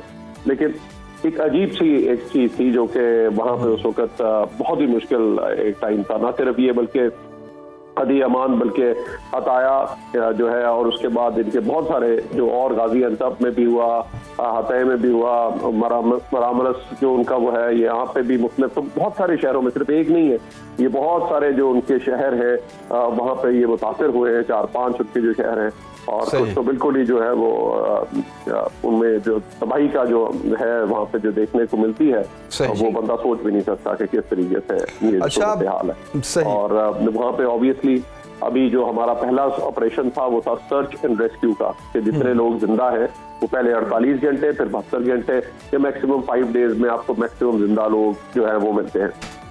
उसके बाद फिर अपना जो रिलीफ का ऑपरेशन है वो साथ साथ चल रहा होता है, बिकॉज वो अब सारे लोग वहां पे वापस आ नहीं सकते अपने घर में, तो उनको कहीं ना कहीं आपने टेम्परेरी रिहेबिलिटेशन देनी है, वहां पे तो सेटल करना है, और मीनवाइल जो रिकंस्ट्रक्शन का अमल है और शहर को भी रिहेबिलिटेट करना है ताकि शहर को भी वापस आबाद होना, वहाँ पे बिजली है, आना पानी है। वर्चुअली 5-7 दिन जो हफ्ता हम यहाँ वहाँ पे रहे पूरा, वहाँ पे जो आप अंदाजा कर लीजिए ना पानी था और न ही बिजली थी, और टेम्परेचर वाज -1, रात को -1 हो जाता था। तो किन हालात में वो लोग भी सर्वाइव कर रहे हैं, बिल्डिंग के अंदर जा नहीं सकते, ज्यादातर फैमिलीज छोड़ गई हैं, और उनकी जो बाहर बैठे होते थे अपने लवाहिकीन को लेने के लिए, और उन्हें बाहर रात को आग जलाते थे और उसके साथ बैठते थे कि किसी तरह से रात गुजार लें, और वहाँ पे जो है इन हालात में जो है वहाँ पे इंतजाम कर रहे हैं। सही। अच्छा रिजवान साहब, आपने इस सारी रेस्क्यू के अमल को मॉनिटर किया, जिस तरह आपने मुख्तलिफ शहरों का जिक्र किया, कोलैप्स्ड बिल्डिंग्स का जिक्र किया, और वहाँ पे मौजूद है जी। और उस वक्त हमें उन्होंने दोबारा एक नई लोकेशन का कहा, तो हमने 2 अपने जो स्पेशलाइज्ड सर्च एंड रेस्क्यू के स्क्वाड्स हैं उनको इस वक्त जो है हमने हताए भेजा हुआ है, तो वो जो वहाँ से वो अभी इस वक्त वहाँ पे काम कर रहे हैं, और जब तक जरूरत होगी हमारे भाइयों को तो वहाँ पे जो है वहाँ पे वो मौजूद रहे। अच्छा रिजवान साहब, रेस्क्यू का जो अमल है, आप वहाँ पर 1 हफ्ता रहे, आपने उसको मॉनिटर किया, आपके ख्याल में ये रेस्क्यू का अमल पूरा होने में अभी मजीद कितना वक्त लगेगा? जिस तरह से कहा कि मैक्सिमम जिंदगियां जो बचती हैं वो पहले 48 घंटे, फिर 72 घंटे, और फिर नॉर्मली 5 और मैक्सिमम 7 डेज है। उसके बाद तो ये है period of search and rescue. साथ साथ जो लोग निकले हैं उनको आपने रिलीफ देना है, और फिर उनको आपने कहीं पे जाके टेम्पररी, आफ्टर ऑल वहां पे रह ही नहीं सकते, तो उनको फैमिलीज को कहा उन्होंने कि वहां से आप निकल जाए इन शहरों से, और उनको उन्होंने एक और जगह पे टेम्पररी तौर पे भी सेटलमेंट दी है, ताकि जब तक के शहर में वो बिल्डिंगों को चेक नहीं कर लेते कि कौन सी बिल्डिंगें अब रहने के काबिल है, और वहां पे उनको वापस नहीं ला सकते, तब तक उनको वहीं पे सेटल रखा जाएगा, और ताकि दूसरे हिस्से में शहर को रिकंस्ट्रक्ट। ठीक है डॉक्टर रिजवान, कहिएगा कि वहां पर किन चीजों की फौरी जरूरत है?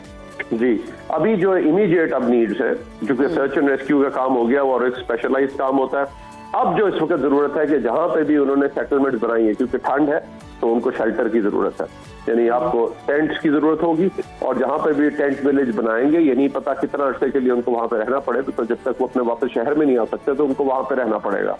वहां पे उनको खुराक की और बेसिक बुनियादी नीड्स हैं तो वो सारी उनको वहां पे चाहिए होंगी, तो खाना, उसके साथ जो शेल्टर जो टेम्पररी वहां पे जो आप बनाएंगे वहां पे आपको ये इनको सपोर्ट वहां पे जो है वो देनी होगी, और उसके बाद फिर वो अपना गवर्नमेंट जो भी देख के अपना रिकंस्ट्रक्शन का अमल करेगी, और उसमें ताकि शहरों को वापस आबाद किया जा सके और लोग फिर वापस आ सके।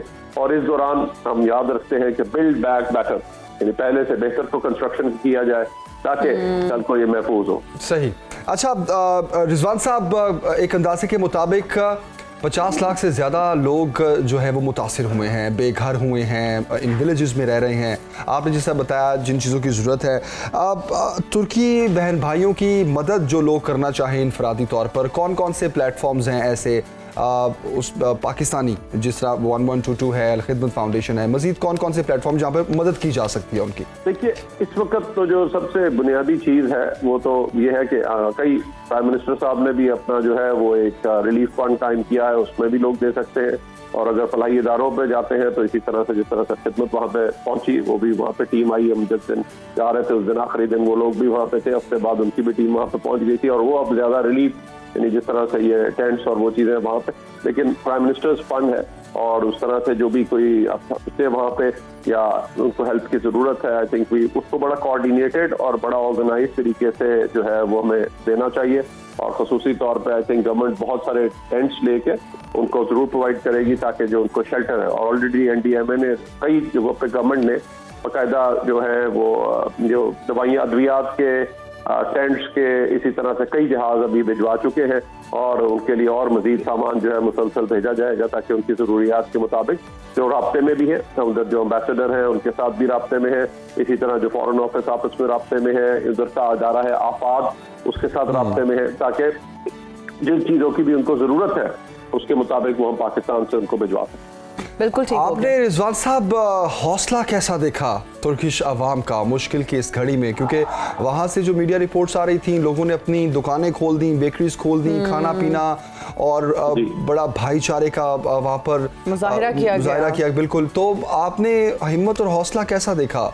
जी, इस तरह की तो इसमें तो कोई शुबा नहीं है। जिस तरीके से उनका तुर्की के किसी इलाके से भी जो भी कोई वॉलंटियर भी था या जो भी कोई चीजें ला सकता था ला के उसने ये उधर जहाँ पे पानी नहीं है वहाँ पे खाना नहीं है वहाँ पे उन्होंने पानी की वाफर मिकदार में बोतलें लेकर पहुंच गए। इसी तरह किसी ने खाने का बंदोबस्त किया तो किसी ने उस सर्दी में जो है वहाँ पे एक शोरबा होता है दाल में ऐसे सूप सा बना हुआ वहाँ पे वो बना रहे थे और वहाँ पे बस ब्रेड सी होती है साथ, बस यही आपका जो था वो आपका खाना था और वहाँ पे वो आपको वहाँ पे उन्होंने वो सेटअप कर लिया।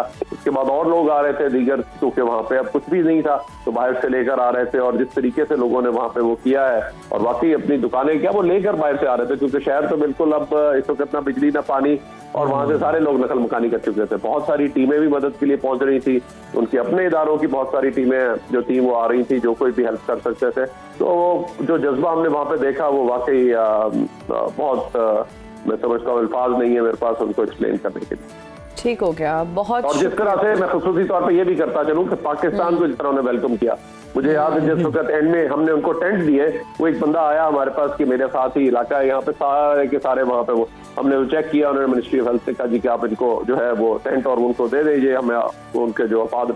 तो जिस वक्त हमने उनको टेंट और वो दिए तो मुझे याद है कि हमारा पाकिस्तान का झंडा था और उसने उसको इस तरीके से चूमा और कहता है कि ये उस टाइम पे भी जब हमें जरूरत थी मूवमेंट में और तब भी खवातीन ने अपना जेवर बेचा था, पाकिस्तानी हमारी मदद के लिए आए थे और आज भी आए हैं और मेरे पास अल्फाज नहीं है। और लिटरली उसने जिस तरीके से हमें गले लगाया और हमारी वो साथ थे वो अब मैं बयान नहीं कर सकता। Doctor Rizwan, thank you very much, बहुत शुक्रिया हमें ज्वाइन करने के लिए और आपने अपनी वहाँ पर जो वक्त गुजारा हमारे शेयर किया कि कितनी मुश्किल सूरत हाल है इस वक्त तुर्किश बहन भाइयों के लिए। और इसमें कोई शक नहीं है कि तुर्की के बहन भाइयों के साथ पाकिस्तान की आवाम खड़ी है और उनकी मदद के लिए हम वक्त तैयार हैं। पाकिस्तान से जिस तरह इमदादी सरगर्मियों के लिए दस्ते यहाँ से गए हैं, पाक फ़ौज उसमें शामिल है, रेस्क्यू 1112 उसमें शामिल है, अल खिदमत फाउंडेशन है, बहुत से लोग प्राइवेट तौर पर भी अपने तौर पर भी कुछ लोग हैं जो वहाँ पर पहुँचे हैं और वो टीम्स वहाँ पर अब क्योंकि अब वहाँ पर रेस्क्यू के अमल के बाद जो रिहेबिलिटेशन का जो अमल जारी है उसमें हिना बताया जा रहा है एक अंदाजे के मुताबिक तकरीबन 50-60 लाख लोग हैं जिनको डेली बेसिस पर वो लाइक या तो कैंप्स में हैं या उनको आर्जी तौर पर रखा गया है तो ये एक इतना बड़ा रेस्क्यू अमल होता है जिसमें जितनी भी मैन पावर हो ना उतनी कम होती है। और जमील बहुत सारे मौजज़ात हमें देखने को मिल रहे हैं, अगर आप सोशल मीडिया खोलें तो बहुत सारे लोगों को जो है वो 7-7, 8-8 दिन के बाद रेस्क्यू किया जा रहा है। कल ही मैं एक सोशल मीडिया पे वीडियो देख रही थी जिसमें 2 बहन भाई थे और उनको रेस्क्यू किया गया और उनको ऑक्सीजन लगाया हुआ था और वो बहुत छोटी सी लड़की थी जिसका नाम शाम था और जिस तरह से रेस्क्यू के एहलकारों ने उसकी अटेंशन डिविएट की, उसे बातें करने की कोशिश की, उसका ध्यान जो है ना बटाने की कोशिश की। वो छोटी सी बच्ची थी जो बार बार अपने वालिदैन का नाम ले रही थी और कह रही थी मेरे वालिदैन को बुलाएं, अगर मेरे मामा और बाबा आएंगे तो मैं यहाँ से बाहर जाऊंगी।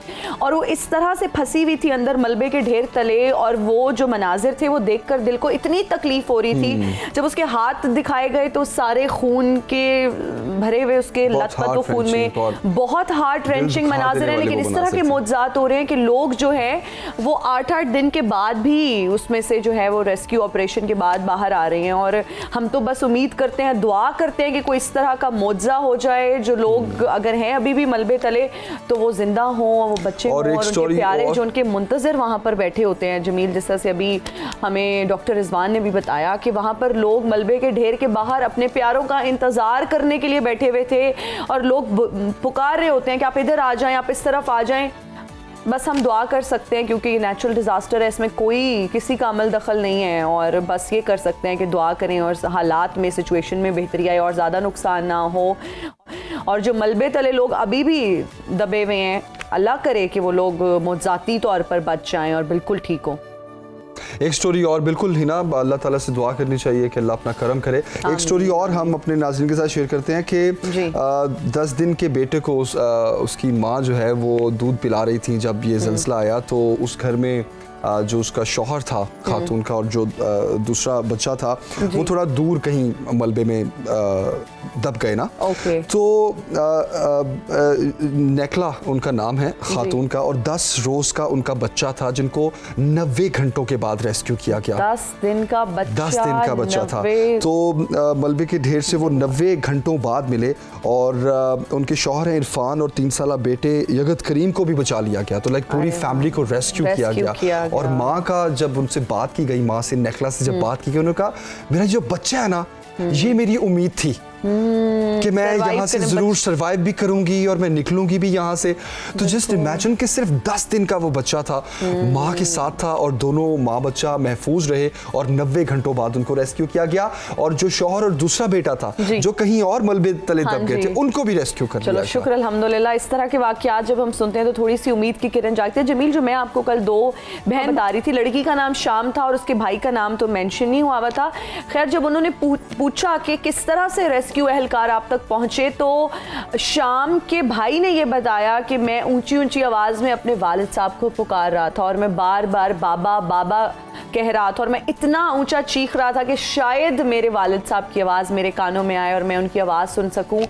और वालिद साहब तो पता नहीं, उनका तो खैर उस तरह से नहीं बताया गया कि उनको रेस्क्यू किया जा सका है, नहीं किया जा सका। लेकिन जो बाकी रेस्क्यू के एहलकार थे, जब उन्होंने आवाज़ सुनी बाबा बाबा के, और इतना बच्चा, जब वीडियो भी जमील उसकी रिकॉर्ड कर रहे थे वो लोग, तो बच्चा इतना चीख के अपने वालिद साहब का नाम ले रहा था वीडियो में भी और इतना वो जज्बाती होकर, इमोशनल होकर अपने बाप का नाम ले रहा था। तो वहाँ से रेस्क्यू एहलकारों को आइडिया हुआ कि यहाँ मलबे तले कोई बच्चा है या कोई शख्स मौजूद है। जिसके बाद बहन भाई वो दोनों साथ साथ ही थे, मतलब एक ही रूम में थे। बहन थोड़ी सी दूर थी लेकिन बहन तो बिल्कुल खामोश थी क्योंकि वो तो सहम चुकी थी। इस तरह का वाकया ना पहले हुआ ना कभी उन्होंने देखा बच्चों ने, तो उनके लिए तो एक बहुत अनहोनी थी। बिल्कुल जनाब, मुश्किल की सड़ी में है। तुर्की के बहन भाइयों के हम साथ हैं और अल्लाह ताला अपना मजीद करम और फजल करे। तुर्की सदर तैयब उर्दवान ने ऐलान किया जनाब कि रियासत 1 साल के अंदर घरों की तामीर नौ मुकम्मल कर लेगी और उनकी जो हुकूमत है वो मुल्क को दोबारा पैरों पर खड़ा करने के लिए मनसूबा भी तैयार कर रही है। तो तुर्किश बहन भाई जो हैं हमारे, वो खुद भी एक मिसाल है हिम्मत और हौसले की, जिस तरह डॉक्टर रिजवान भी हमें बता रहे थे। तो जनाब, तुर्की और शाम की सूरत हाल पर तफसील के साथ हमने आपको डिटेल्स शेयर की। अभी एक ब्रेक लेते हैं, ब्रेक के बाद हाजिर होंगे।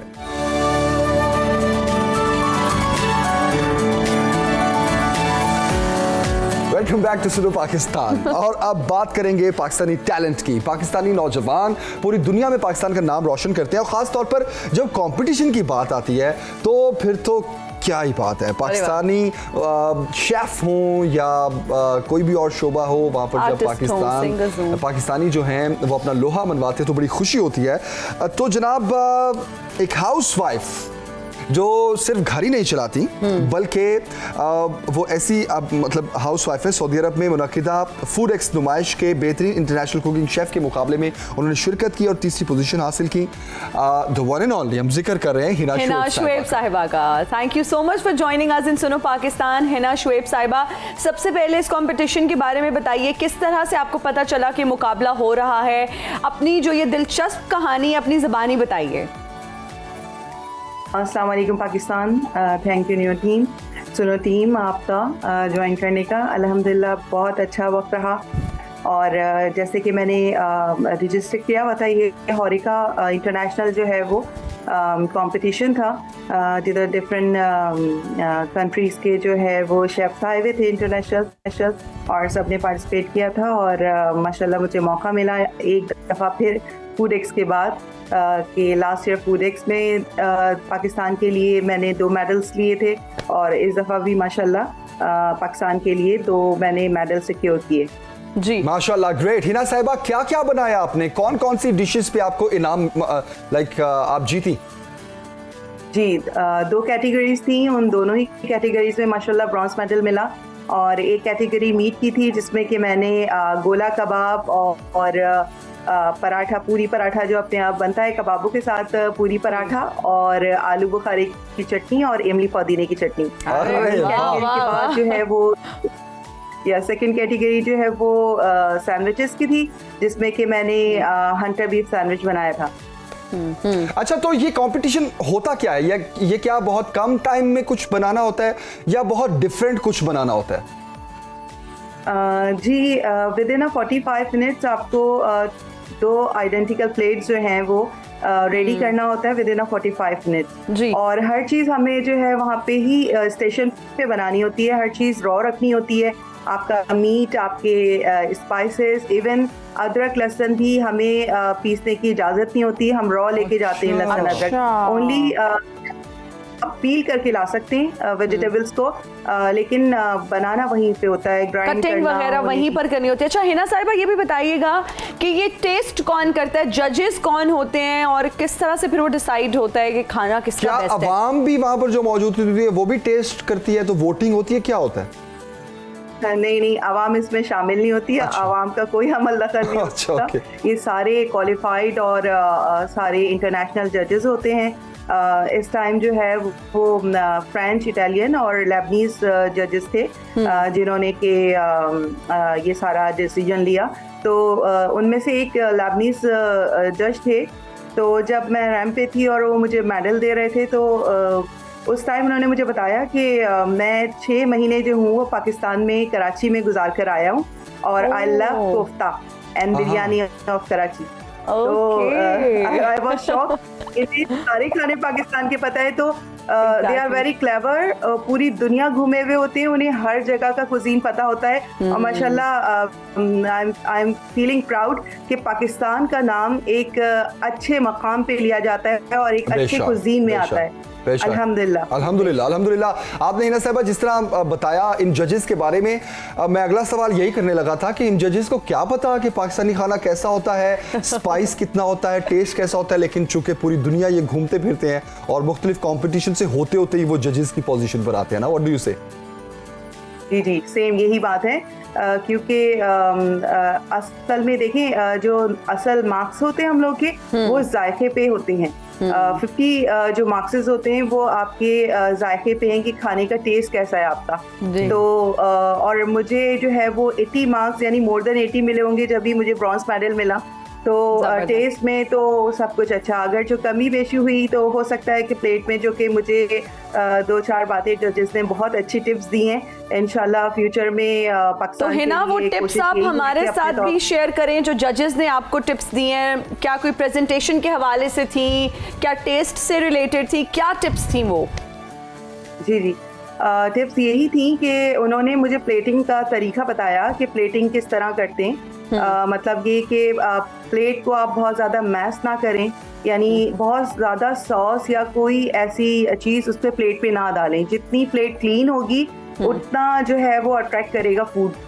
और ये कि उसमें जो है वेजिटेबल्स के बारे में भी उन्होंने बताया कि कभी हम बारबेक्यू जब वेजिटेबल्स करते हैं तो उसमें कुछ लोग, हर किसी का अपना टेस्ट और पसंद होती है। लास्ट टाइम जब मैंने गलावटी कबाब बनाए थे तो उसमें मैंने जल्दी में, क्योंकि टाइम नहीं था और मेरे साथ एक इंसिडेंस हुआ था, तो मैंने रॉ उसमें चिली रख दी थी, जो कि उन्होंने उस पर ऑब्जेक्शन किया था कि रॉ वेजिटेबल इस तरह नहीं रखी जाती। और फिर इस दफ़ा मैंने उसे कंसीडर किया तो मैंने बारबेक्यू करके चिली रखी, ग्रीन चिली और अनियन। तो वो अनियन इन जजेस को समझ में नहीं आई। तो हर जज का एक क्राइटेरिया या सोच अलग होती है। तो लेकिन हमें हर तरह से देखना पड़ता है और ये तो लर्निंग प्रोसेस है मेरा माशाल्लाह। तो देखें इंशाल्लाह फ्यूचर में अच्छा, पाकिस्तान के लिए कुछ और नया काम करना है। जी, आपने ये जो गोला कबाब बनाए, बहुत सारे लोग घर में भी बनाना चाहेंगे, बहुत सारी खवातीन बनाती भी हैं। क्या तरीका है कीमे को गलाने का कि वो जल्दी जल्दी गल जाए और टेंडर भी हो जाए? क्या कोई सीक्रेट इंग्रेडिएंट था आपका, अगर आप हमें बताना चाहें, कोई सीक्रेट रेसिपी है आपकी? जी देखें, क्योंकि हमें तो 45 मिनट के अंदर अंदर ये सब कुछ करना होता है और कोशिश ये होती है कि अगर आपका फूड जो है वो रॉ रह जाता है, कहीं से भी थोड़ा सा भी ब्लड आपके मीट में या चिकन में नज़र आता है तो वो डिस्क्वालीफाई कर दिया जाता है। तो मेरी कोशिश ये होती है सबसे पहले जो है वो मीट को टेंडराइज करने के लिए मैं कच्चा पपीता यूज़ करती हूँ। तो और कभी जो है वो अभी इस वक्त मेरे पास कचरी नहीं थी तो मैंने टेंडराइजेशन के लिए कच्चा पपीता यूज़ किया था। तो अल्हम्दुलिल्लाह कबाब तो मेरे गल गए थे उसी चक्कर में। तो मैं पहले मैरिनेट करके रख दिया और उसी के साथ ही मैंने डो बना लिया। आटा भी आपको वहीं पे गूंदना होता है, तो पूरी का आटे को भी आपको पता है कि 45 to 1 आवर उसको रेस्ट देना पड़ता है। हाँ, मगर हमारे पास बहुत कम टाइम होता है कि हमें उसी में वहीं पे बनाना पड़ता है।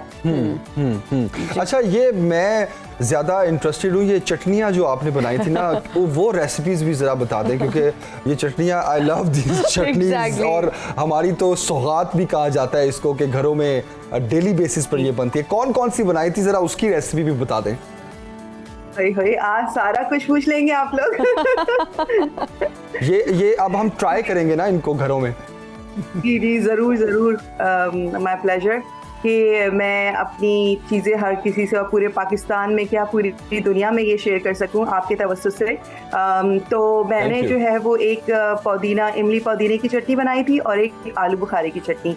अच्छा, कुछ ऐसी सॉसेस होती हैं जो कि वो हमें अलाउ करते हैं कि जो टाइम टेकिंग होती हैं, जैसे कि आलू बुखारा सॉस। तो आलू बुखारों को थोड़ा आप सोक करके रखते हैं और फिर आप उन्हें बॉईल करते हैं, तो फिर आप उनकी जो है वो सीड्स निकाल के अलग करते हैं।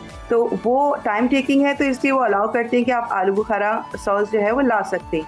तो आलू बुखारा सॉस मैं बना के लेके गई थी और इमली पुदीने की चटनी मैंने वहीं पे बनाई थी। तो इमली पुदीने चटनी, इमली को आप थोड़ा सा सोक कर लेते हैं वाटर में उसी वक्त और बड़े अच्छे से वो यहाँ पे जो इमली मिलती है तो बहुत अच्छे से जल्दी से जो है ना वो सोक हो जाती है पानी में।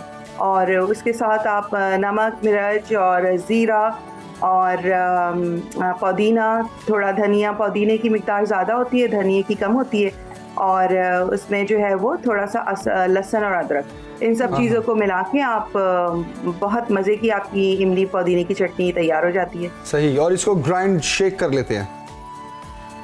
जी, उसे ग्राइंड कर लेते हैं। अच्छा, मतलब कुंडी डंडे वाला कोई सीन नहीं था वहाँ पे जो हमारे घरों में।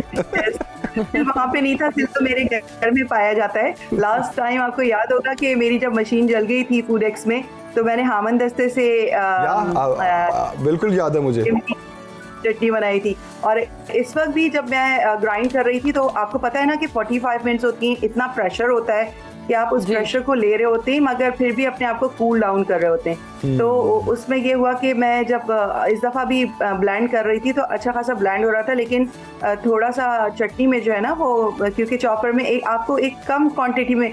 अच्छा, एक और बात यहाँ पे मैं बताना ज़रूरी समझूंगी कि आपके नंबर जो है इस चीज़ पे भी काउंट होते हैं कि आप वेस्टेज ना करें फूड की। वो लोग इस चीज़ को भी काउंट करते हैं कि जैसे हम ज़्यादा मिकदार में बना लें और उसे थ्रो कर दें, गार्बेज कर दें, तो वो भी आपका पॉइंट वो लोग देखते हैं इस बारे में भी। तो ये भी एक पॉइंट मुझे जजेस ने बताया था कि ऐसा काउंट करते हैं वो कि वेस्टेज ना हो, ये हमारे रूल्स में भी लिखा हुआ होता है। तो उतनी ही ज़्यादा, अब आपको पता है वहाँ पे सर्व करने के लिए कितनी चटनी मुझे चाहिए होगी, तो ब्लेंडर में जो है ना बहुत मुश्किल से पीसती है। तो इस दफ़ा भी मैं अपनी सारे गैजेट्स लेकर जाती हूँ, तो इस दफ़ा भी मैंने हामन दस्ते में जो है जल्दी जल्दी से लहसुन अदरक को कूट लिया था और माशाल्लाह वो चटनी फिर आराम से। जबरदस्त। अच्छा हिना, ये कुकिंग सीखी कहाँ से, इसका क्रेडिट किसको देंगी? क्या इसका क्रेडिट हस्बैंड और बच्चों को देंगी?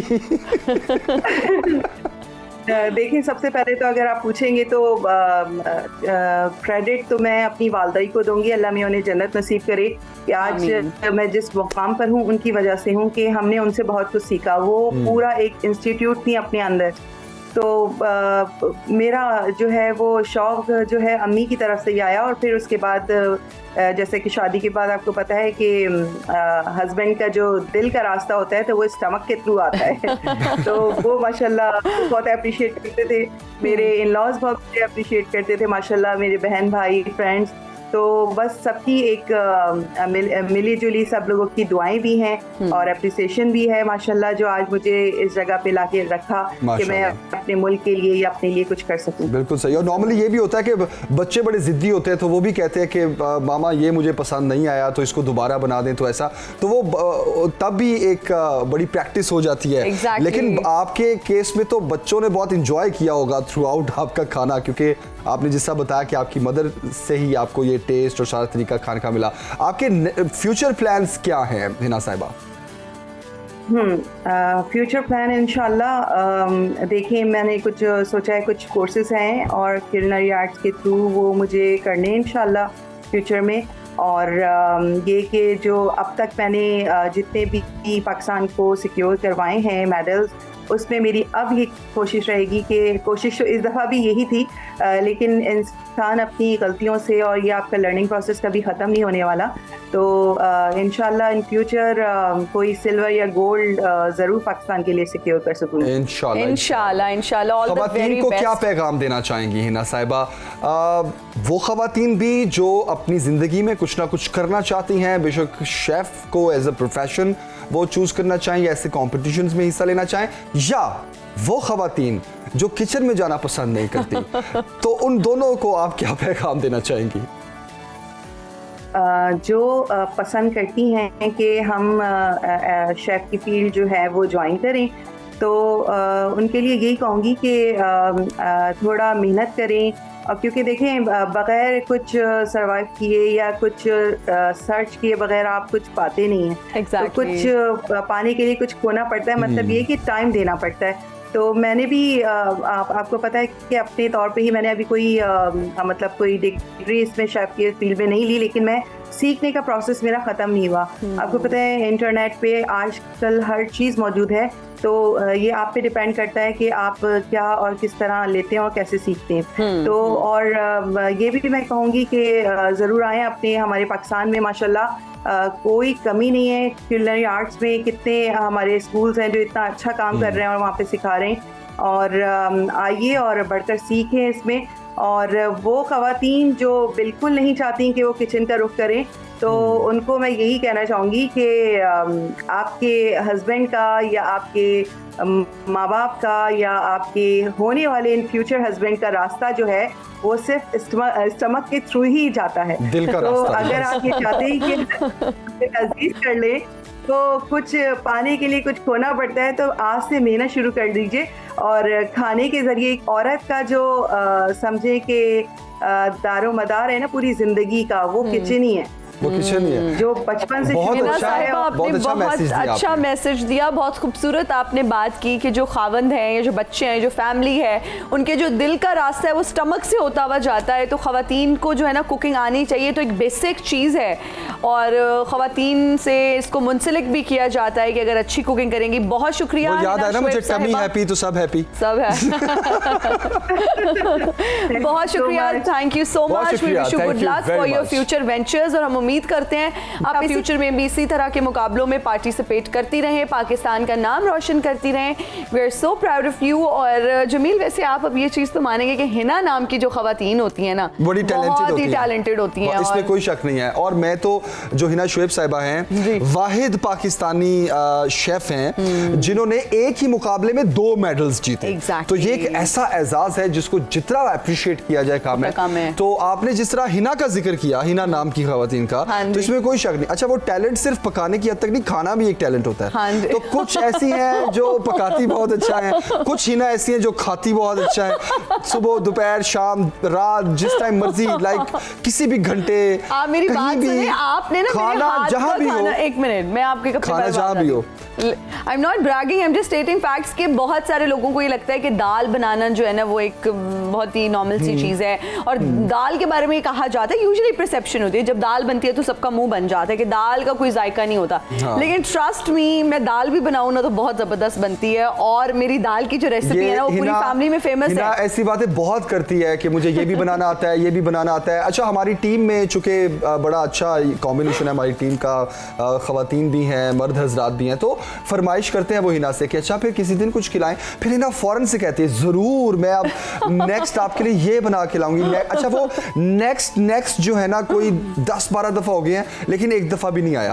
तो कोई बात नहीं, कभी टाइम निकल आए तो आप बनाएं ज़रूर, लेकिन हम ज़रूर टेस्ट करना चाहेंगे कि हमारी जो हिना न्याज़ी हैं वो कैसा खाना बनाती है। जैसे कि उस दिन मैं आपको बता रही थी कि रोटी मैं बहुत अच्छी बनाती हूँ, गोल रोटी बनाती हूँ, तो जमील कह रहे हमें कभी खाने का इत्तेफाक ही नहीं हुआ, हम कैसे कह सकते हैं।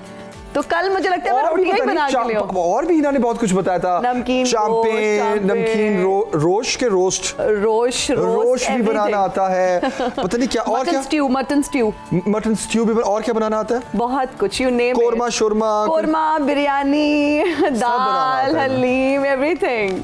फिर तो टीम की तरफ से मैं ये कहूंगा बेकिंग भी बहुत, और एक मिनट, आपने मेरा चीज केक प्रोबेबली खाया हुआ है, वो तो कमर्शियल बाहर से आया था ना। नहीं, वो मैंने खुद बनाया था। ऐसी होता है, ऐसी कहते हैं। ये आप तो बिल्कुल कुछ नहीं खिलाऊंगी, मतलब मैं चीज केक बना के लेकर आई हूँ। टीम भी यही कह रही है कि मर्जी है आपकी।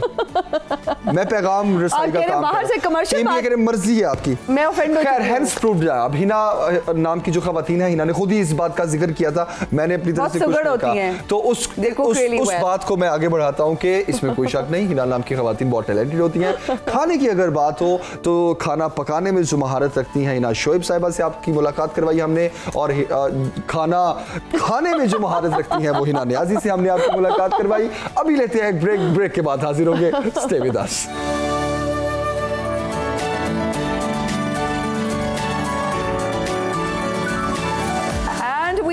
Right back after the break, you're watching सुनो पाकिस्तान, सुबह की हर बात, और बात करेंगे जी PSL की ओपनिंग सेरेमनी की, PSL 8, और उसमें बात माशाल्लाह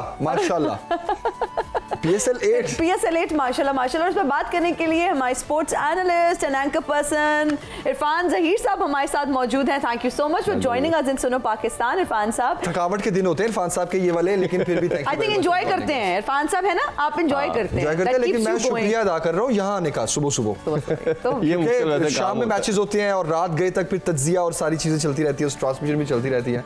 तो सबसे पहले मैच की बात करते हैं। कलंदर से सुल्तान को सनसनीखेज मुकाबले के बाद 1 रन से शिकस्त दे दी। 176 रन के हदफ के ताक़ुब में जी। अब मैं क्या पूछूं, कैसे देखा आपने ये मैच? आप कहते हैं टीवी पे कैसा रहा ये मैच? देखिए, 2 चीज़ें थी। एक तो मैंने कहा था कि जो टॉस जीतेगा वो चेस की तरफ जाएगा, क्योंकि ड्यू फैक्टर का हमें आइडिया हो रहा था कि ड्यू फैक्टर आएगा। ड्यू फैक्टर थोड़ा लेट आया, क्योंकि आपको पता है कि ओपनिंग सेरेमनी भी हुई, उसकी वजह से मैच थोड़ा सा डिले शुरू हुआ, अप्रोक्सीमेटली 8 बजे के बाद हुआ, बट 8 से भी थोड़ा सा आगे हो गया था, जिसकी वजह से एक्सपेक्टेड था कि मैच थोड़ा लेट एंड होगा और ड्यू आएगी। और वही हुआ कि आखिरी 7-8 ओवर में, 10 ओवर में हमने देखा कि ड्यू आना शुरू होगी। ड्यू में जिस तरह मैंने कल बताया था कि बॉल ग्रिप करना मुश्किल होता है, सीम स्विंग करनी होता, स्पिनर के लिए भी प्रॉब्लम आती है, तो वो सारे मसले थे। अब लाहौर के अंदर को सारा क्रेडिट देना चाहिए कि आपने देखा कि उन्होंने 100 रन पे पहली विकेट उनको मिली, बट देवर नोइंग कि हम इनको फंसा सकते हैं, और हमें मालूम था कि लाहौर के अंदर की जो बॉलिंग लाइनअप है वो PSL की जितनी भी टीम्स हैं उन सबसे अच्छी है। और उन्होंने एक तो अच्छी चीज़ ये की कि उन्होंने ज़्यादा रन्स कंसीड नहीं किए। रिजवान ने वही चीज़ गलती की जो पाकिस्तानी टीम में करते हैं। ओवरऑल उनकी प्लानिंग ठीक थी, अगर देखा जाए तो उन्होंने उनको पहले 15-20 रन कम पे आउट रोक लिया। लग रहा था कि 190-200 तक ले जाएंगे, बट जब फखर खेल रहे थे खास तौर पे, बट उन्होंने कंटेन अच्छा किया। तो वो आप 175 वाज वेरी रीजनेबल टोटल, और इस विकेट के ऊपर चेस करना कोई मुश्किल था नहीं। बट वो रिजवान का जो था कि अप्रोच के शुरू में थोड़ा रुक के खेलें, एंड में विकेट्स इंटैक्ट रखे, और उनके पास बहुत बड़े पावर हिटर भी थे। बट वो आपको पता है कि मॉडर्न डे क्रिकेट में अब होता नहीं है कि हर दफा जाके आप एंड में हिटिंग करें और लग जाए। खास तौर पे जब वो मिलर आउट हुए, पोलार्ड रन आउट हो गए, तो फिर वो बहुत मुश्किल हो गया। तो ये लाहौर के अंदर को आइडिया था कि हमारे पास आउटसाइड चांस एक मौजूद है, हम इनको रन कंसीड नहीं करते, और उनके बॉलर ने वही डेथ बॉलिंग बहुत अच्छी की। खास तौर पे हारिस रऊफ ने जमान खान ने लास्ट ओवर बहुत अच्छा किया, शहीन शाह अफरीदी ने शुरू का स्पेल बड़ा अच्छा किया, दोबारा आके उन्होंने रिजवान की विकेट ली। तो ये मेरा ख्याल है एक बड़ा अच्छा वही मोमेंटम उन्होंने कंटिन्यू किया जहाँ पे उन्होंने लास्ट पीएसएल छोड़ा था। और ये मेरा ख्याल है कि ये खूबसूरती है पीएसएल की, जिस तरह हमने कल भी बात की कि सारी टीमें बैलेंस है, जबरदस्त है, इनका कॉम्बिनेशन बड़ा अच्छा है। ये पहली दफा मैं देख रहा हूँ कि सारी टीमों के आप अगर स्क्वाड्स देखेंगे तो बड़े जबरदस्त किस्म के हैं। नहीं तो नॉर्मली होता है कि 2-3 टीमें जरा तगड़ी होती हैं, 2-3 टीमें हल्की होती हैं, तो आपको कुछ मैचेस वन साइडेड नजर आते हैं। तो ये अच्छी चीज़ है कि दफा सारे स्क्वाड बड़े बैलेंस हैं और हमें उम्मीद है कि इसी तरह के जो हमें जबरदस्त कांटेदार मुकाबले वो देखने को मिलेंगे। ठीक हो गया। इरफान साहब, थोड़ी सी पीएसएल की ओपनिंग सेरेमनी की भी बात कर लेते हैं, किस तरह से आप उसको देखते हैं? अच्छा लगा कि आपको वो सारा जो उन्होंने परफॉर्मेंसेस? देखिए, ये जितने भी सिटीज़ थे, मुल्तान हो गया, पिंडी की भी बात कर लेते हैं, या इन्होंने कभी ओपनिंग सेरेमनी देखी नहीं थी, तो ये काफ़ी लोग डिप्राइव थे सारी इस फेस्टिविटी के लिहाज से। तो ये बड़ा एक खुशाइन चीज़ थी कि उधर मुल्तान को चूज़ किया गया, फिर सेरेमनी हुई, बड़ी अच्छी हुई। ऑन लाइटर नोट वो कल आपने मीम्स भी देखी होंगी कि IMF ने कहा हमें लोन नहीं मिलेगा। IMF कहता है इतने पैसे खर्च किए, हमारे से लोन मांगते रहते हैं और खुद ओपनिंग सेरेमनी में इतने पैसे लगा दिए। तो इंटरनेशनल लेवल का वो फील आ रहा था। मैं तो जमील को भी सुबह यही कह रही थी कि वो देखने में ऐसे लग रहा है कि कोई इंटरनेशनल इवेंट हो रहा है। AVR प्रॉब्ली क्या वो टेक्नोलॉजी भी यूज की गई जिसमें आप डिफरेंट लेजर के थ्रू एनिमेशन बनाते हैं, AR ठीक है, वो उसका भी यूज किया गया। तो ये बड़ी खुशाइन चीज है कि आप अपना इमेज बिल्डिंग है ना, बेसिकली आपका PSL जो है वो पाकिस्तान का सबसे बड़ा कमोडिटी है, सबसे बड़ा ब्रांड है। तो जब आप ब्रांड को पोर्ट्रे करते हैं तो इसी तरह ही करते हैं, आप दिखाते हैं दुनिया को कि हम इस कैलिबर की चीज हमारे पास है, हम पोजेस करते हैं, आप आए। बिल्कुल इसी तरह फिर आप एक इंटरेस्ट डेवलप करके व्यूअरशिप बढ़ती है, फिर इंटरनेशनल प्लेयर्स आते हैं। और इरफान साहब, नजम सेठी साहब का भी नजम सेठी साहब का ये कहना था कि अब जो अगला PSL होगा उसकी ओपनिंग सेरेमनी हम कोशिश करेंगे कि पेशावर में हो। तो इस तरह के वेन्यूज को चूज किया जा रहा है जहां पर पहले इस तरह का कोई मेगा बड़ा इवेंट नहीं हुआ।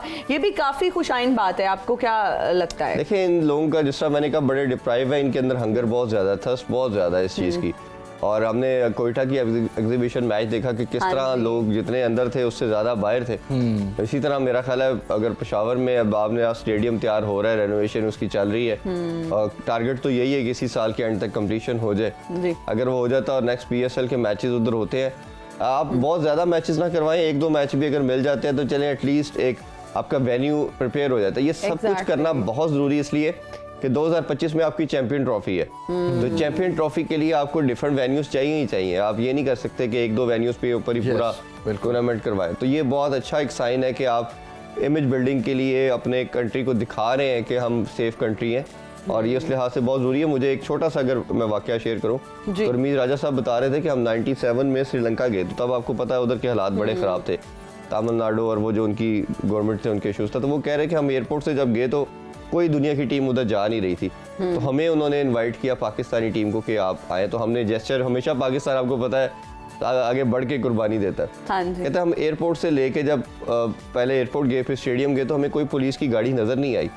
तो हमने उनसे पूछा मैनेजमेंट ने कि आप तो कह रहे थे बड़े हालात खराब हैं और हम इधर आपकी कंट्री में आए तो इधर तो कोई हमें पुलिस नजर नहीं आई। उससे कह that is what we want, हम सिक्योरिटी है लेकिन शो नहीं कर रहे क्योंकि इंटरनेशनल मीडिया भी कवरेज कर रहा है। अगर हम उसी तरह शो करेंगे कि इधर 50 गाड़ियां आपके आगे पीछे चल रही हैं और शो करेंगे तो वो इमेज जो सॉफ्ट इमेज दिखाना चाह रहे हैं वो नहीं दिखा पाएंगे। बिल्कुल। ये छोटी छोटी टेक्निक अब चीजें होती हैं जिसको आप फॉलो करते हो। तो मेरा ख्याल है कि ये सारे स्टेप्स मैयर जो है वो लेना बहुत जरूरी है। I agree. आप देखें शुरू के मैचेस PSL के दुबई में जब होते थे जी, तो सिर्फ एक फाइनल मैच करने के लिए भी पाकिस्तान में हो, ठीक है, उसके लिए भी इतनी कोशिश की जाती थी और इतनी उसकी कैलकुलेशंस जाती थी और मुश्किल हो जाता, पूरा एरिया कॉर्डन ऑफ कर दिया जाता था। खास तौर पे आप देखें ना कि नॉर्मली PC ठहरते तो PC से लेके कजाफी तक पूरा एरिया कॉर्डन ऑफ होता था और आपके 10-12 हॉस्पिटल जेल रोड पे आते हैं। ये पिछली गवर्नमेंट को भी प्रपोजल दिया था, इसको भी दिया है कि वेन्यू भी ऑलमोस्ट स्पेस भी है।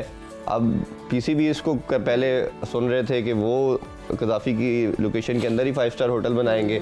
अब उन्होंने तो मंजूरी दे दी है, बट अब उन्होंने पीछे बैकस्टेप कर गए। अब वो कह रहे हैं कि जी कोई भी ग्रुप आके करे अब उसको भी मेरा ख्याल है कोई भी आके कर सकता है, Exactly. आउटसोर्स करना चाह रहे हैं कि खुद नहीं इस पे इन्वेस्ट करना चाह रहे हैं, लेकिन उनके लिए भी मेरा ख्याल है मसला नहीं है, थोड़ा सा कोई विल चाहिए, थोड़ी डायरेक्शन चाहिए, एक पुश करना होता है कई दफा आपको।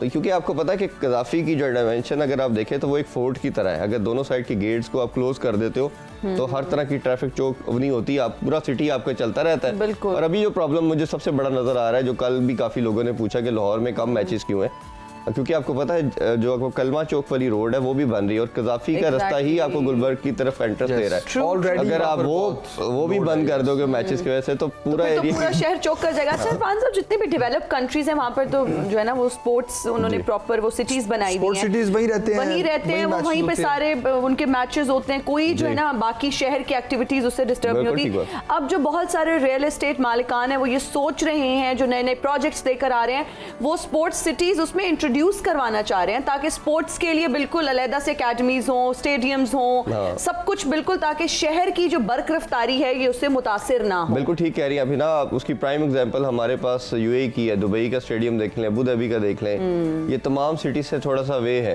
ताकि वो सिटीज की जितनी वो उनकी पहले ही ऑलरेडी एक्स्ट्राऑर्डिनरी किस्म की ट्रैफिक है, और प्लस आपका जब मैच होता है और आपका 40-50,000 या प्लस लोग सारे एक जगह पे गैदर्ड होते हैं तो बहुत मुश्किल हो जाता है फिर आपको मैनेज करना। तो ये मेरा ख्याल है रैशनलिज्म की बात है, ये रैशनल तो आपको पता प्रिवेल करेगी, और जब ये आगे अब जितने भी स्टेडियम बने, जैसे इस्लामाबाद का बनने जा रहा है, और ये सब इसकी कोशिश भी अब यही की जा रही है कि जो पास में जब 30-40 साल पहले शायद उस तरह की ट्रैफिक या उस तरह की पॉपुलेशन नहीं थी, बट अब इन फ्यूचर तो मेरा ख्याल है इस चीज को सबसे ज्यादा कंसिडरेशन में रखा जाएगा। क्रिकेट की बहाली के बाद इंशाल्लाह ये भी होगा जी, इंशाल्लाह कि जब इंटरनेशनल प्लेयर्स आएंगे तो कुछ ना कुछ ऐसा प्लान भी हो, उम्मीद करते हैं। अच्छा, अब कराची का मुकाबला पेशावर किस तरह देख रहे हैं आज का मैच? ये भी दोनों बड़ी अच्छी साइड हैं और इनका ज्यादा मुझे लगा इंटरेस्ट का लेवल बढ़ जाएगा ना, वो इसी वजह से कि बाबर लास्ट टाइम कैप्टन थे कराची किंग्स के, कराची से फिर वो पेशावर चले गए, तो अब एक जो इनकी राइवरी बनाई जा रही है खासतौर पे मोहम्मद आमिर की और बाबर की, जिस तरह शाहीन की भी बनाई जा रही थी, तो ये एक बड़ी ज़्यादा, और पर प्लस कुछ कल एक जर्नलिस्ट ने क्वेश्चन भी किया उनसे बाबर से कि आप आए और प्रैक्टिस कर रहे हैं तो आपने आमिर और इमाद से शेक हैंड नहीं किया, आपने मुलाकात नहीं की, तो ये हाइप मीडिया कुछ डेलिब्रेशन शायद ना भी हो उनकी तरफ से, वो खुद भी क्रिएट की जा रही है, तो समहाउ ये अच्छा भी है for the sake of interest आपका, कि एग्रेशन नजर आएगा, आपको लगेगा, और प्लस करना भी कुछ चाहेंगे, क्योंकि आमिर की भी जिस तरह हमने बात की कि उनका भी एक किस्म का कमबैक है, बीपीएल में बहुत अच्छी बॉलिंग करके आ रहे हैं, बट ओबियसली सबसे बड़ा प्लेटफॉर्म उनके लिए, और अगर वो वापसी चाह रहे हैं टीम में तो वो पीएसएल है। बाबर भी एज ए कैप्टन एक अच्छा नोट पे इसको खत्म करना चाहेंगे, माद का भी कमबैक है, तो ये मेरा ख्याल है। इरफान साहब, जाते जाते आपका एक कमेंट लेना चाहेंगे, लेजेंडरी क्रिकेटर शुएब अख्तर साहब जो हैं, he will be part of सुनो टीवी, क्या कहेंगे? देखें, ये हम सबके लिए बहुत बड़ी ऑनर की बात है, प्रिविलेज है, मैंने उनके साथ पहले भी काम किया हुआ है लास्ट ईयर।